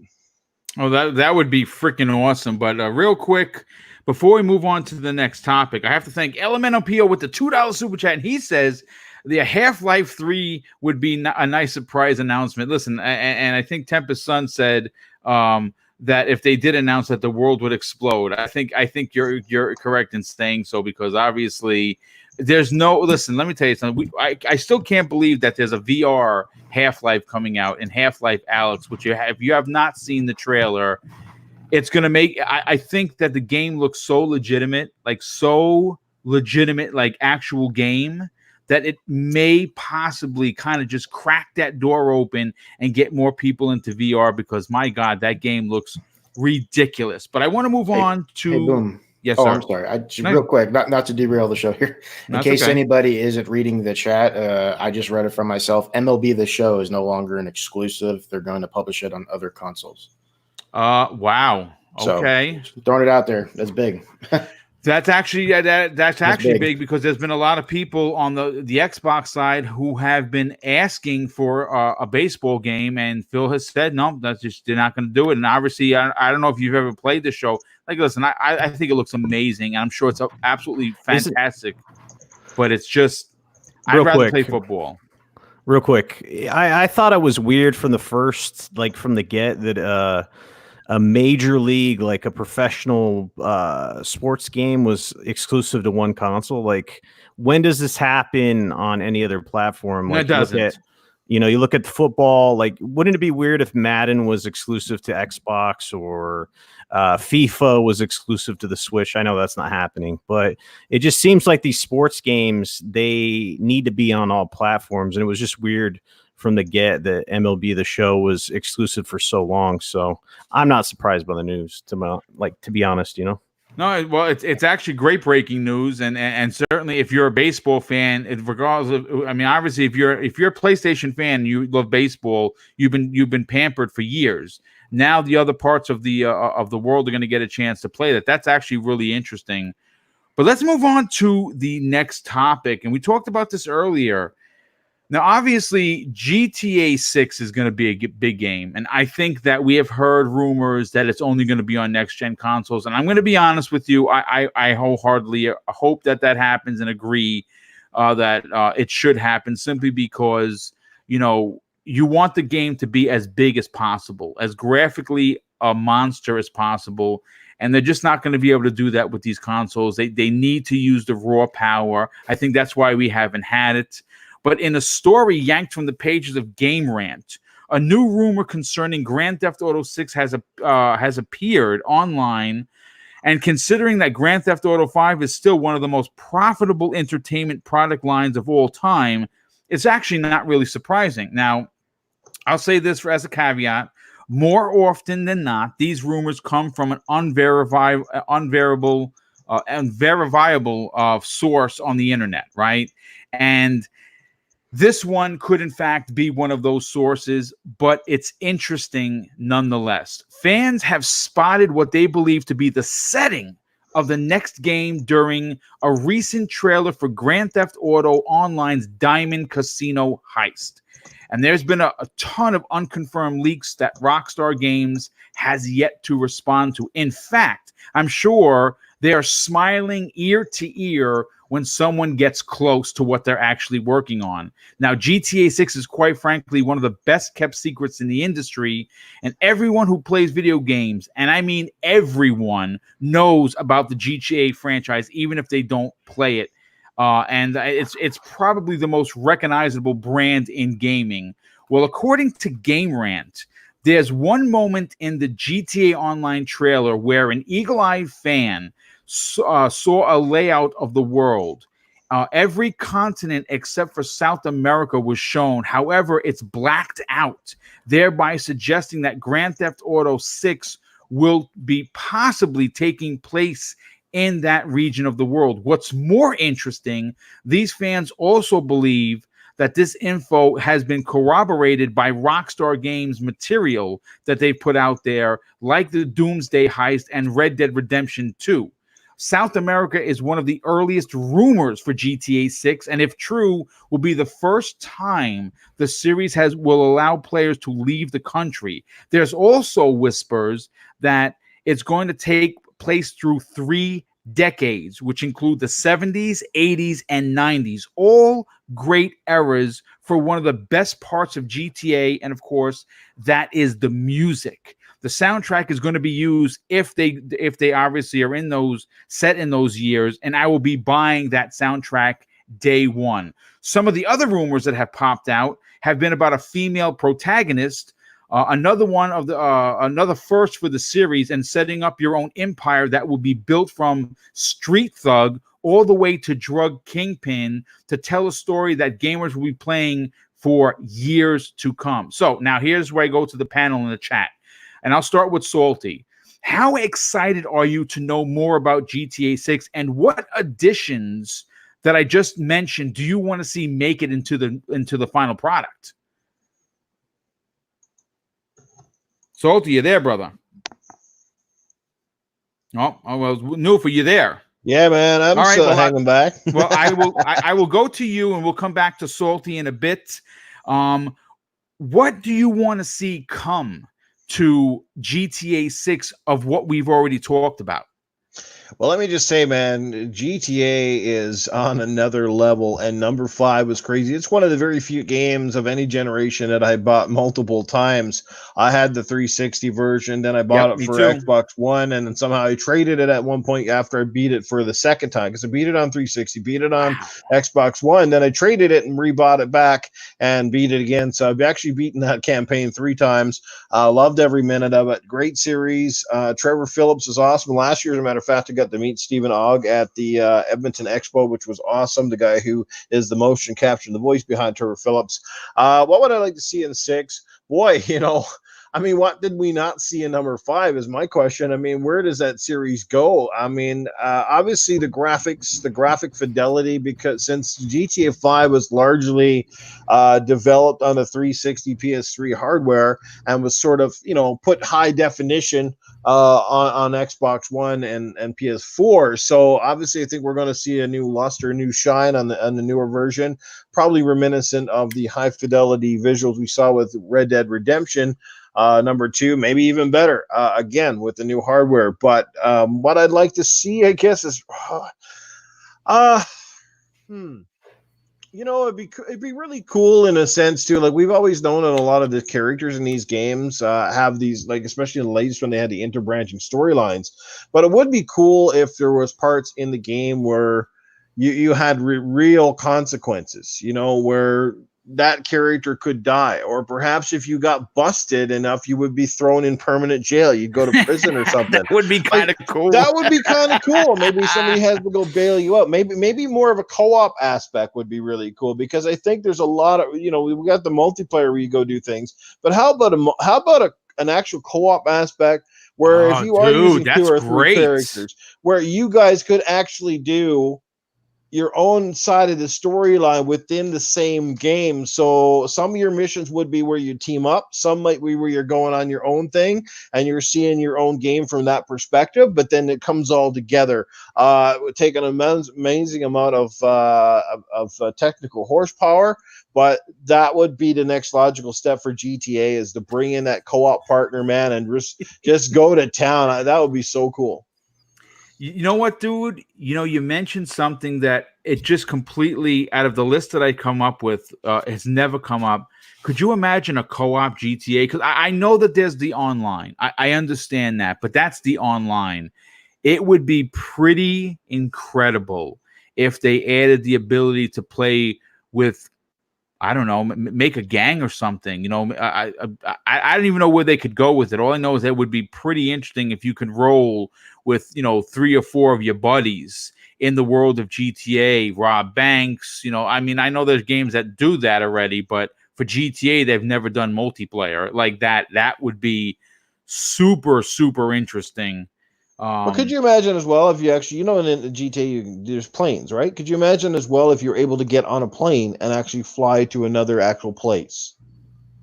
Yes, well, that's what the rumors with that have been running rampant since the beginning of 2019 have been where it's going to take place in Vice City as the main location, and you're going to be able to leave the country and go to different. Brazil was one of the areas, and different and others places in South America.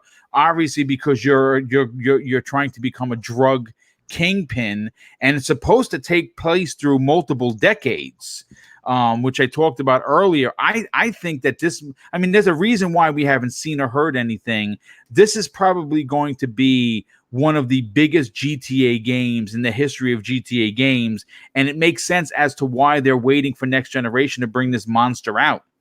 Mm-hmm. Anything else you'd like to add, Noof? Well, what if you had an undercover aspect as well? Or maybe you play as a cop, you got to interrogate the underground. And the thing is, if you slip up too many times and they catch on to you, well, now you got the whole mafia on your ass. You know what I mean? Dude, things like that. Maybe you got to go get a new identity, things like that. Like, sort of, these games sort of have to bridge some of the story aspects that we've often seen in movies, but really haven't been realized in games. And I know it's much harder to do with games because of the branching paths and how things would play out. But boy, I tell you, if somebody ever realizes some of these aspects, it's going to bring sort of the immersiveness of that world to a whole new level.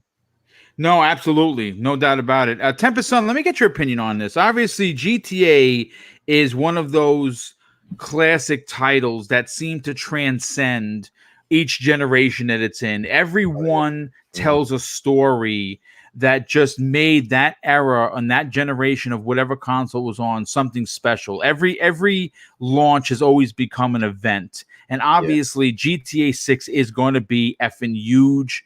It's going to sell millions of copies. What do you want to see in the next GTA? But more importantly, do you agree or disagree with me that it should only be on the next generation console so it does not have to hold anything back?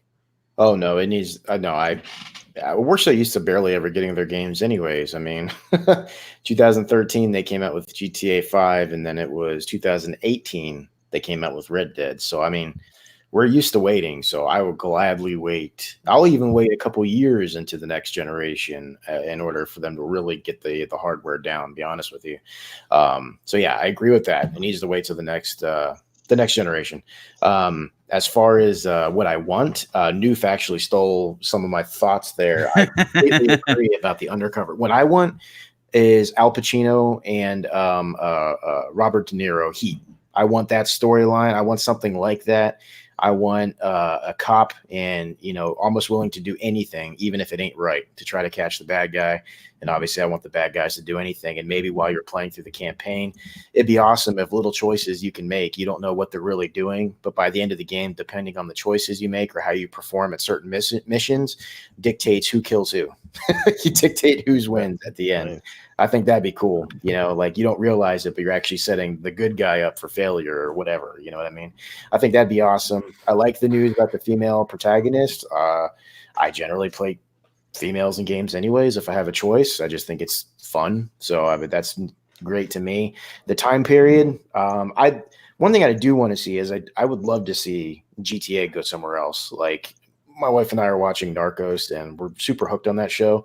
Okay. And, 70% of it is in subtitles because they're speaking Spanish the whole time, but whatever. It's very intriguing just seeing other parts of the world and seeing stuff that happens. I would love to see, it doesn't have to be Colombia, but it can be anywhere else really. I mean, some people live in New York. They see New York. It's cool seeing a game being in a place like New York. Yeah, that's great. But what's really cool is seeing a living, breathing city somewhere else that you can't just take a couple hour flight to.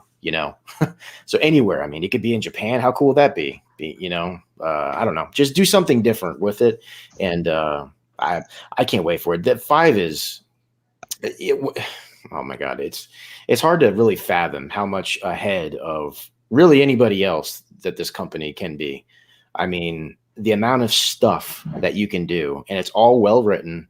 Yeah, all voice. It's unbelievable how well written the game is. Yeah, exactly. I mean, I know people have heard this countless times, but the fact that there's an actual tour in the Hollywood area going through movie stars and stuff, you can hop on a bus and get an actual tour. I've done that in real life. I've gone to Hollywood and I've taken the tour with my parents as a kid. The fact I can jump into a dang game and do that is ridiculous. But this is one thing to me they have to do. They need to make it a better game. That sounds crazy, but what I mean is I want actual gun mechanics. I want that's great. I don't want snap target aiming. I want a smart, intelligent cover system. I want things to be dynamic. When you shoot a car, I want it to like crumble in pieces like, it would. I want maybe some like destruction of cover, of walls, whatever. I want it to just be beefier. I want it to feel like you're in a mobster war of some sort. I don't just want to, it's almost a mini game playing GTA 5. It's just like, you just tap the button and it locks onto something. You barely move the right thumbstick up. And no matter what gun you're using, they all handle exactly the same. So Saints Row 3, I love that game. I almost like that game as much, if not more, than the GTAs. Because it played very well. It just played better as a game. Nowhere near as good of a game, but it played very, very, very well. I just want some of that. I think it was an improvement at Red Dead 2. I do think there was an improvement there with the gunplay and stuff like that, but even that to me wasn't good enough. I don't know if they need to improve their engine or what it was, but if we can see Gears 4 go to Gears 5 and actually add new gun mechanics on a series that's been there forever, they can do it in this game too. So I want tighter controls, and I just want to feel like I'm playing a robust shooter instead of an open world game where the combat is almost a mini game to me. But that makes perfect sense. Salty, I see that you're back. Welcome back, my friend. The topic that we're on is GTA 6. And obviously I listed a bunch of things. I talked about maybe there's rumors that it's going to be a female protagonist. There's rumors that you're going to be in Vice City, but you're going to be able to fly to South America, go to Brazil to basically bring your coke and whatever other narcotics you're going to bring back to the States to sell. There's rumors of the potential of it going through 3 eras, 70s, 80s, and 90s, which of course would be amazing because the music was great in those eras, and it would be great because GTA is known for that. With GTA 6, do you agree or disagree that it should remain it should release for the next gen consoles because of what the size and scope of this game, and what actually of what we talked about do you want to see come to the game? All right, so I got a lot to say. It's probably different than some of the other comments, but with the news recently that we've heard with Xbox, I'm wondering, with the whole comment about next gen being a next gen only title, how does that work with the Scarlet family of consoles? The fact that Xbox is forward and backwards compatible, and games can be played on other systems like the Xbox One S, Xbox One X. Is that feasible? How is that going to work? Because they program for the top console and scale down to the bottom and remove features for some of the lower tier consoles. Now, the things that you guys are talking about, like next gen only console, now, is that possible on the Xbox? That's the first question. Right. And then the second question, would I want to see that? Yes, I do want to see that, because I want to see things improve, right, technology wise and stuff from the previous generation, because GTA 5 was made with the 360, then moved up, and then improved first person aspects were added in.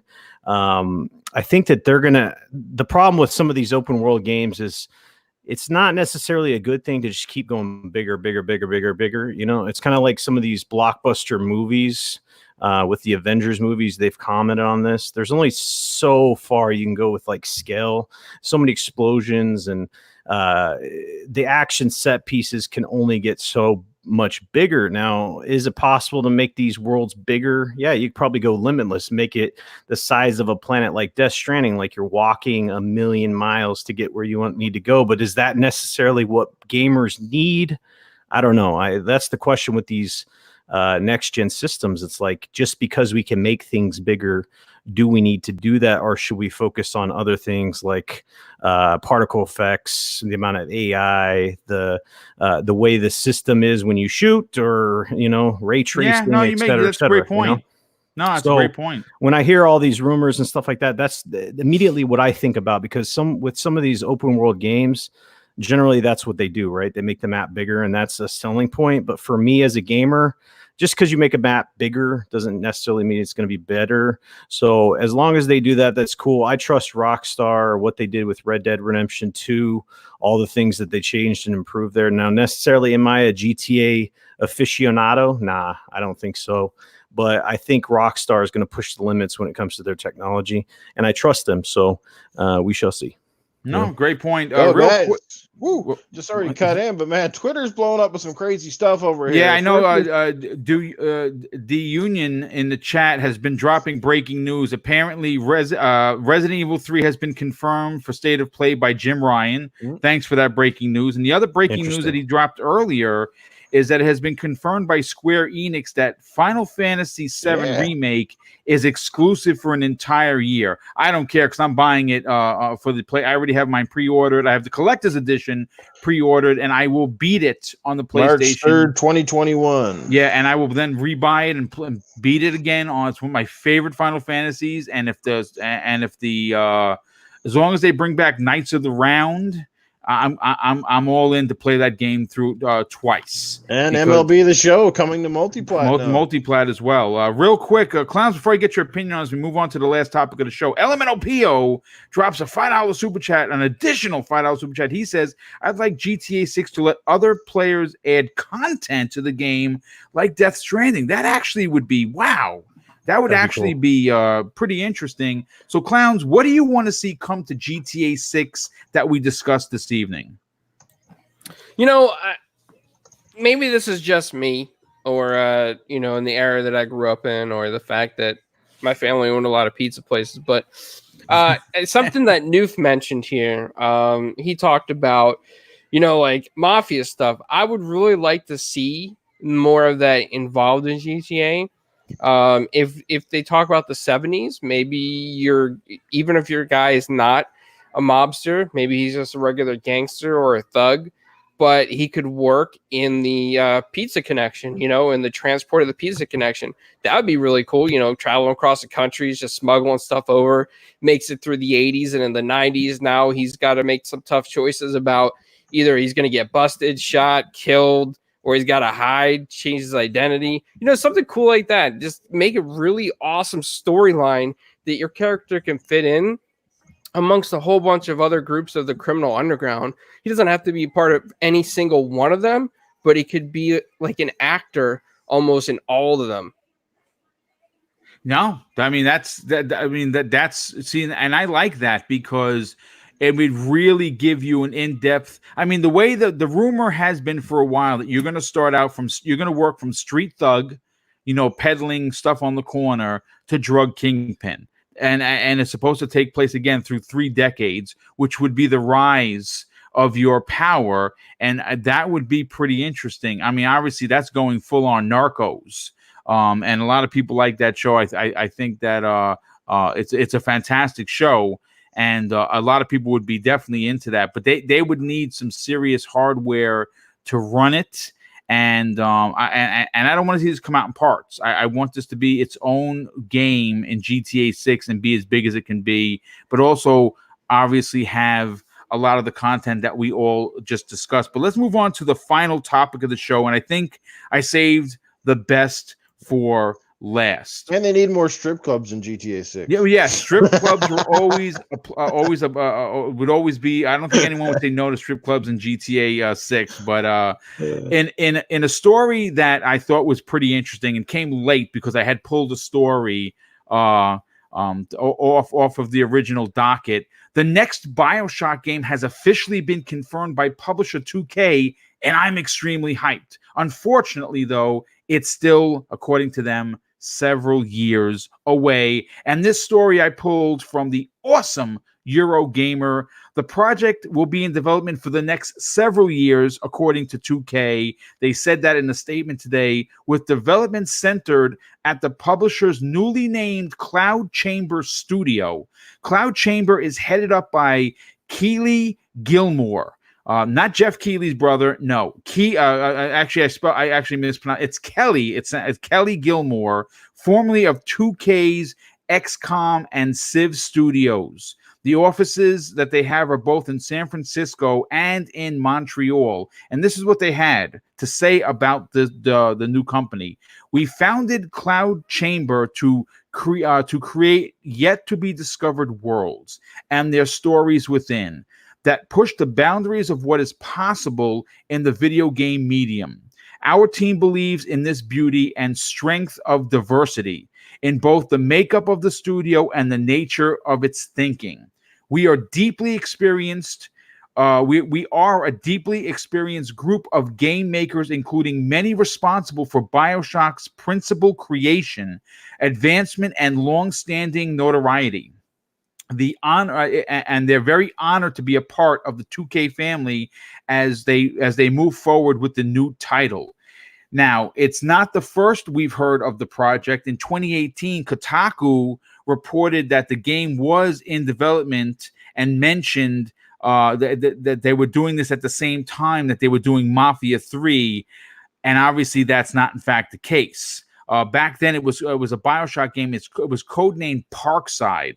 Now, Cloud Chamber's San Francisco office appears to be the remnants of 2K Marin, which 2K said back in 2014 was now responsible for the future of the Bioshock franchise after the closure of the studio when creator Ken Levine's studio Irrational Games closed. Now, this is where I go to the panel, and I'll start with Salty on this. Obviously, if you look back to the Bioshock franchise, I think anyone that says the words Bioshock, it brings a smile to their face. I mean, it was a pinnacle of 2007 when it released on the Xbox 360 and PS3, and it's probably one of the best new IPs in that era, and we've had a total of 3 of them. Bioshock 2 wasn't as good as 1, and Bioshock Infinite, I actually really enjoyed that. Are you happy to know as a gamer that we're eventually going to get a new Bioshock? All right, I got to be clear and honest about this. Bioshock, for whatever reason, I did not play it when it came out. I think it's when I stepped away from gaming for a while. Okay. But that being said, I started playing Bioshock 1 because I bought the collection, and I did not finish this. I talked about it on the internet. It is my goal to play through those games and finish them. But that being said, I'm not blind to not know how popular this game series is and how highly requested it is from the gaming community. I'd say it's up there with, I don't know, would you say Valve's Half-Life? Some of these other highly requested games. Please don't make this a VR game. No, I doubt they will, right? No, this is gonna be I don't want to. title. I would. It'd be disappointing, honestly. But but Bioshock with 2K, they hit it out the park with Borderlands 3, and that's another example of a game that people were asking for the longest time. Then they put out what was that MOBA game that they put out? But anyway, they put out a game that the fans didn't want. So it's good to hear that they're actually confirming this, and that's what fans want. Yeah, that's what fans like to hear. Even though it's years out, then they can just kind of sit back and wait, and they'll play all the games that are out already because it's not like we're lacking on the games front, and they'll just wait until it comes out. Hopefully they'll do this with games like Fable, confirm that for some of the fans that are waiting out there that want to know that it's at least in development. But yeah, man, 2K, they're popular for games like NBA 2K, and then other than that, they need to have banger franchises that make them money. So it's not surprising for the least, but how long is it going to be before this comes out? 3 years, 4 years? Well, they said I mean, it's an active development, and they said that's going to be in development for a while. I mean, what is a while? Is it 2 years? Is it 3? I mean, there's been rumors that they've been working on it for a while. I mean, they could have started something, scrapped something. We'll never know. But I will say this. As a fan of the series and a diehard fan of the series who not only beat them back and forward on the 360, but then rebought the HD collection and beat the balls off of them, I'm all in on a new Bioshock. Clowns, I want to go to you next on this. I know you got to get out of here before the 10 o'clock hour. Clowns, are you there, brother? Yep, I'm here. Okay, listen, because like I was saying, I know you got to go. What are your thoughts on the confirmation of a new Bioshock? Are you excited? Well, I hold my excitement in check on this. I was never like Salty. I never played the Bioshocks when they first came out, so I think I kind of missed on all that original hype and how great it was and how long of a game and how evolved it was. The first time I ever heard about Bioshock was when I was watching a documentary on MTV about video game addiction. And I got the collection like Salty.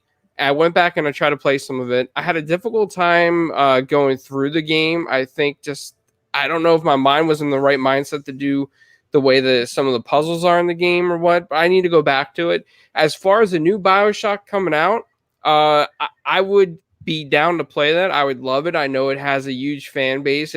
I think it's one of the most iconic games of the last 2 generations, Bioshock in general. So if it came out, I would get it. I would play it. I would probably love it because I think games going forward are actually getting a little bit easier than they were a while ago. So yeah, boom, I'd be excited for it. Well, listen, I want to thank you for being here, dude. Like I said, I know you got to get on out of here before the 10 o'clock hour. We appreciate you being here, spending 2 hours with us each and every Friday. Friday. Oh, my God, like it's crossfire. Like every Monday evening. Thank you so much for that, clowns. And we'll be talking very soon. All right, my thanks, brother. Man. It's a pleasure being here. I always appreciate it, man. Later, clowns. Later, guys. Later, brother. Hey, bud. Noof Nukem, let me get to you because I think that you are a pretty big Bioshock fan. Am I mistaken? Yeah, kind of. That is not really a series that is near and dear to me. I tried playing the first game, didn't really. Now, where did you play it? it. Did you play it on the 360 and not like it, or did you play the HD collection like a lot of people did? No, I played the original 360 game, and it was just one of those games that never really appealed to me for whatever reason. The content, the setting, I don't know. It was just one of those games I got into late. I tried it out, wasn't really keen on it. Like the whole sort of, I don't know. And then I did start to get into it a little bit with Bioshock Infinite, which I actually just reinstalled today, as a matter of fact. That one I liked a bit more. The setting was different. Yeah, it's not a big series for me. It's not one that I'd say it's just like a tier above the Metro series for me. You know what I mean? Like it just okay. So you don't really care for those. Okay. Yeah, I'm not knocking on any doors for Bioshock. They never made another one. I wouldn't lose any sleep over. You know what I mean? Well, I mean, listen, that's perfectly okay. Again, not every game is for every gamer. Tempest Sun, let me get your opinion on this. Obviously, I think that I saw a lot of people on Twitter very excited. That I mean, obviously that we've had rumors for a couple of years now that there was a new Bioshock in development, and obviously nothing has transpired or come to fruition yet. But we have the confirmation that it is in fact in active development, and that's exciting for me. And again, maybe not for everyone, but I'm a huge fan. What are your thoughts? And are you just as excited as me, or is it going to be a pass for you when it releases? Yeah, no, it's pretty exciting, man. One thing that this series does is it gets extremely creative about its setting. I remember that first time, man, landing in the ocean and then seeing the plane, broke apart, whatever, and then you go down and there's just like a sunken city. I mean, it's so creative. The Sky City in the third one was great too. I don't know. I'm just excited to see where they're going to put it, to be honest with you. It's always had a very kind of creepy vibe. There's a lot to it. It's just like kind of like they're kind of deeper games. You know what I mean? I say this a lot. I probably sound like a broken record. Sometimes, the gunplay is a little bit like, kind of like weak. It just doesn't feel like great. I mean, that could do with some improvement. I am interested, though, to see where they're going to take the art style because they've looked pretty different. The third one had it had how We Happy Few looks. Yes, it had that kind of had that like aesthetic to it, and I don't know where they're going to go. I'm perfectly happy with that look, but it'd be cool if they switched it up and just made it maybe look more like I don't know, like a Uncharted or like a Gears or something like that. Just something more realistic graphics. Yeah, maybe like that. Yeah, maybe like that, because if you see something in those graphics, I think that at least the first Bioshock is pretty creepy. It's got a really creepy atmosphere. It does. What would help sell that a lot is if it had, or better yet, a creepy atmosphere, more like Resident Evil's graphics. Jeez, I mean, could you imagine? No, I cannot. Yeah, I know. So that's really cool. No, it's good games. It's really not the same. But if I ever want my fix for these kinds of games, Arcane Studios, Bethesda's game studio, with the what is it? Dishonored. Yes. Dishonored 2 is awesome. And Prey, I loved Prey just as much. So that's that kind of style of game. If you haven't played these, or just go back and play the remasters of Bioshock, they're worth a play. They're worth a try, definitely. I mean, you don't want to sleep on these games. Like Salty said, I do kind of agree that they're in the upper echelon, if you will, of these games. They're very creative. It's a little bit more rare when you see something that plays well and is also extremely creative with its settings. I don't know where they could take it, to be honest with you. I mean, you've been underwater and you've been in the sky. I mean, maybe a space station, That would be pretty interesting. Sure. I mean, that way they could maybe alien life into it. I don't know. Wow, that sounds awesome.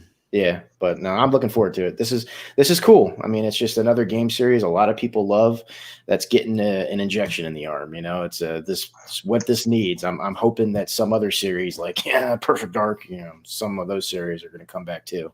So I'd love a new perfect dark, but I don't know. We will hold our breath. We'll probably drop dead. But anyway, listen. This has been we're just about at the 2-hour mark, and this has been an incredible show. First of all, we had another record-breaking evening. We just had almost 370 people watching live, and that is ridiculous. I cannot thank everybody enough for coming out and checking out this show. I've been scolded by numerous big time YouTubers. I don't say it enough. I know everyone say, hey, hit the like button. It's great. Hit the like button. But if you are just finding this channel, I can assure you of a couple of things. One, you're going to get 6+ hours a week of live content. And if you enjoy live content, this is the place to get it. You're also going to get honest opinions. You're going to get a lot of fun. We don't clickbait here.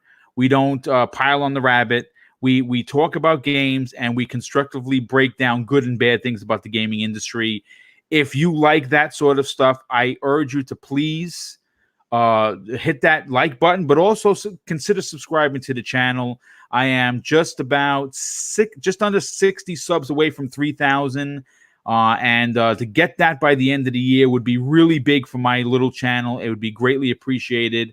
But let's get into, of course, the outros. And obviously, we have some missing panel members that will be back in their seats next week. Of course, Clowns, as you know, is the showrunner for the 4 Guys with Quarters podcast on YouTube.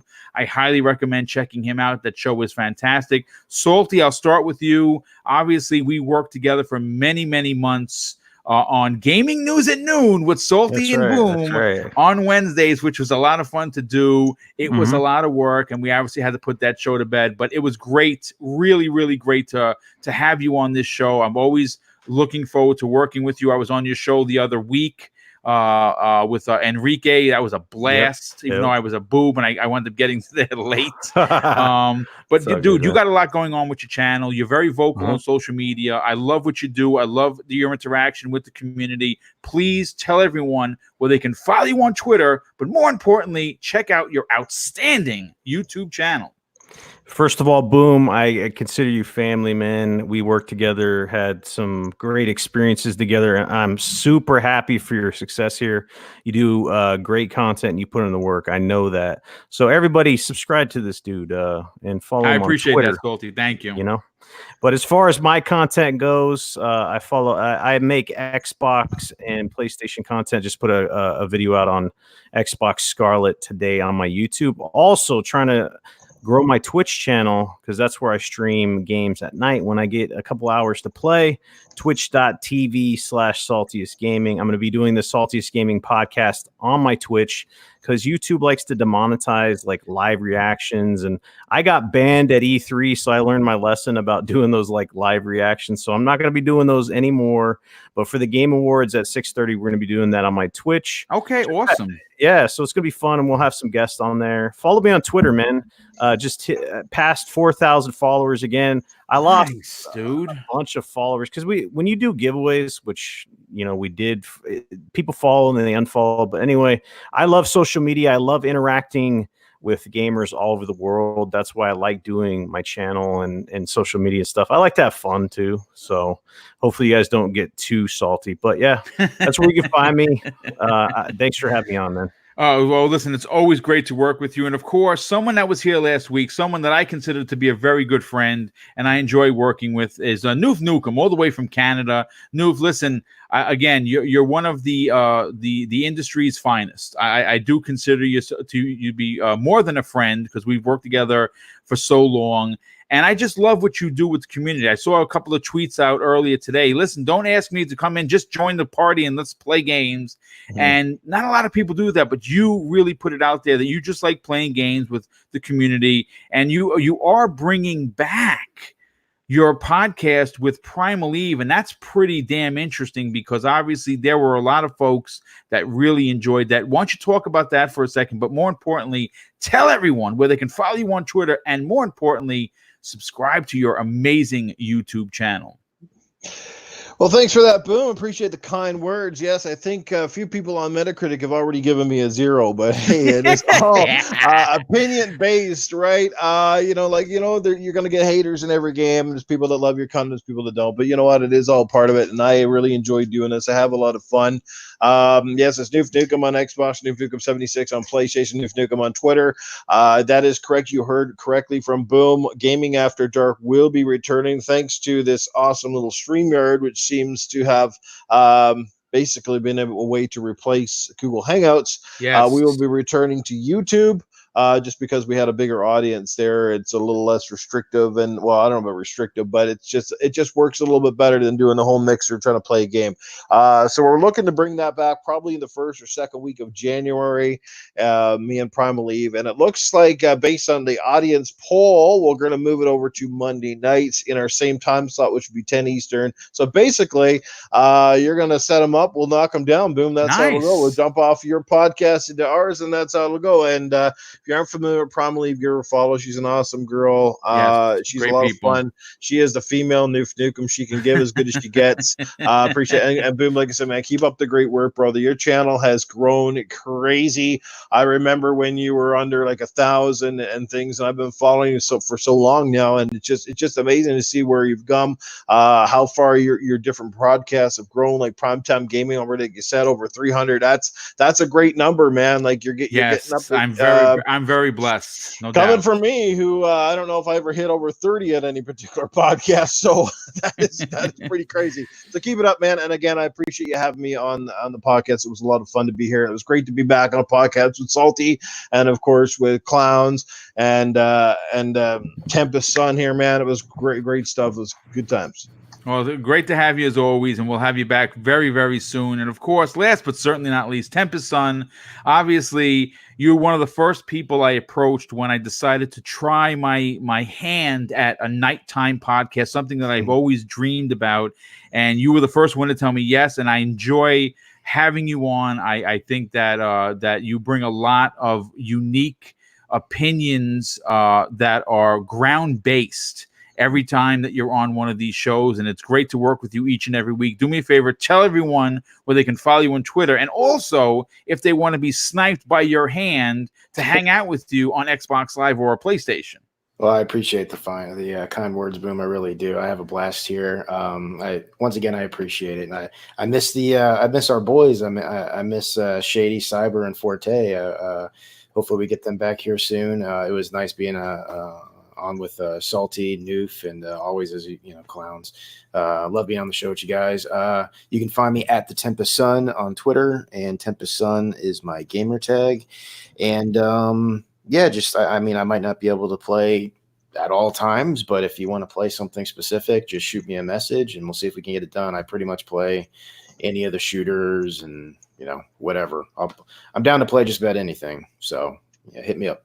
Well, definitely appreciate you being here. Last and Rumble Foreskin. I always laugh when I say that. He drops a $2 super chat. Thank you so much for that. But real quick, before we get you guys out of here, if you didn't see my tweet originally, for a couple of months, Mrs. BoomStick and I have been tucking away the super chats. And obviously, you know that when you give them, they are eventually going to go to something. First of all, YouTube takes 30% off the top.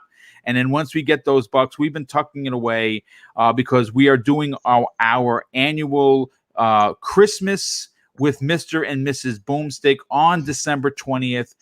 We are giving away $300+ worth of digital gift cards to anywhere that you want, as well as some prizes that we will be mailing out to you.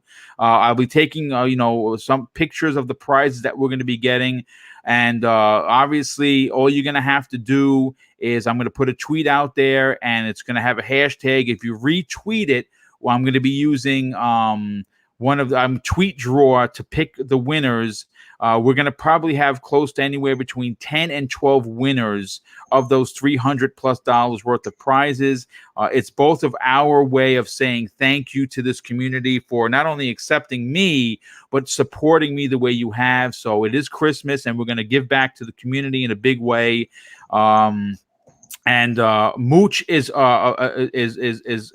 soft. He's gonna be there, but he hasn't given me the official confirmation.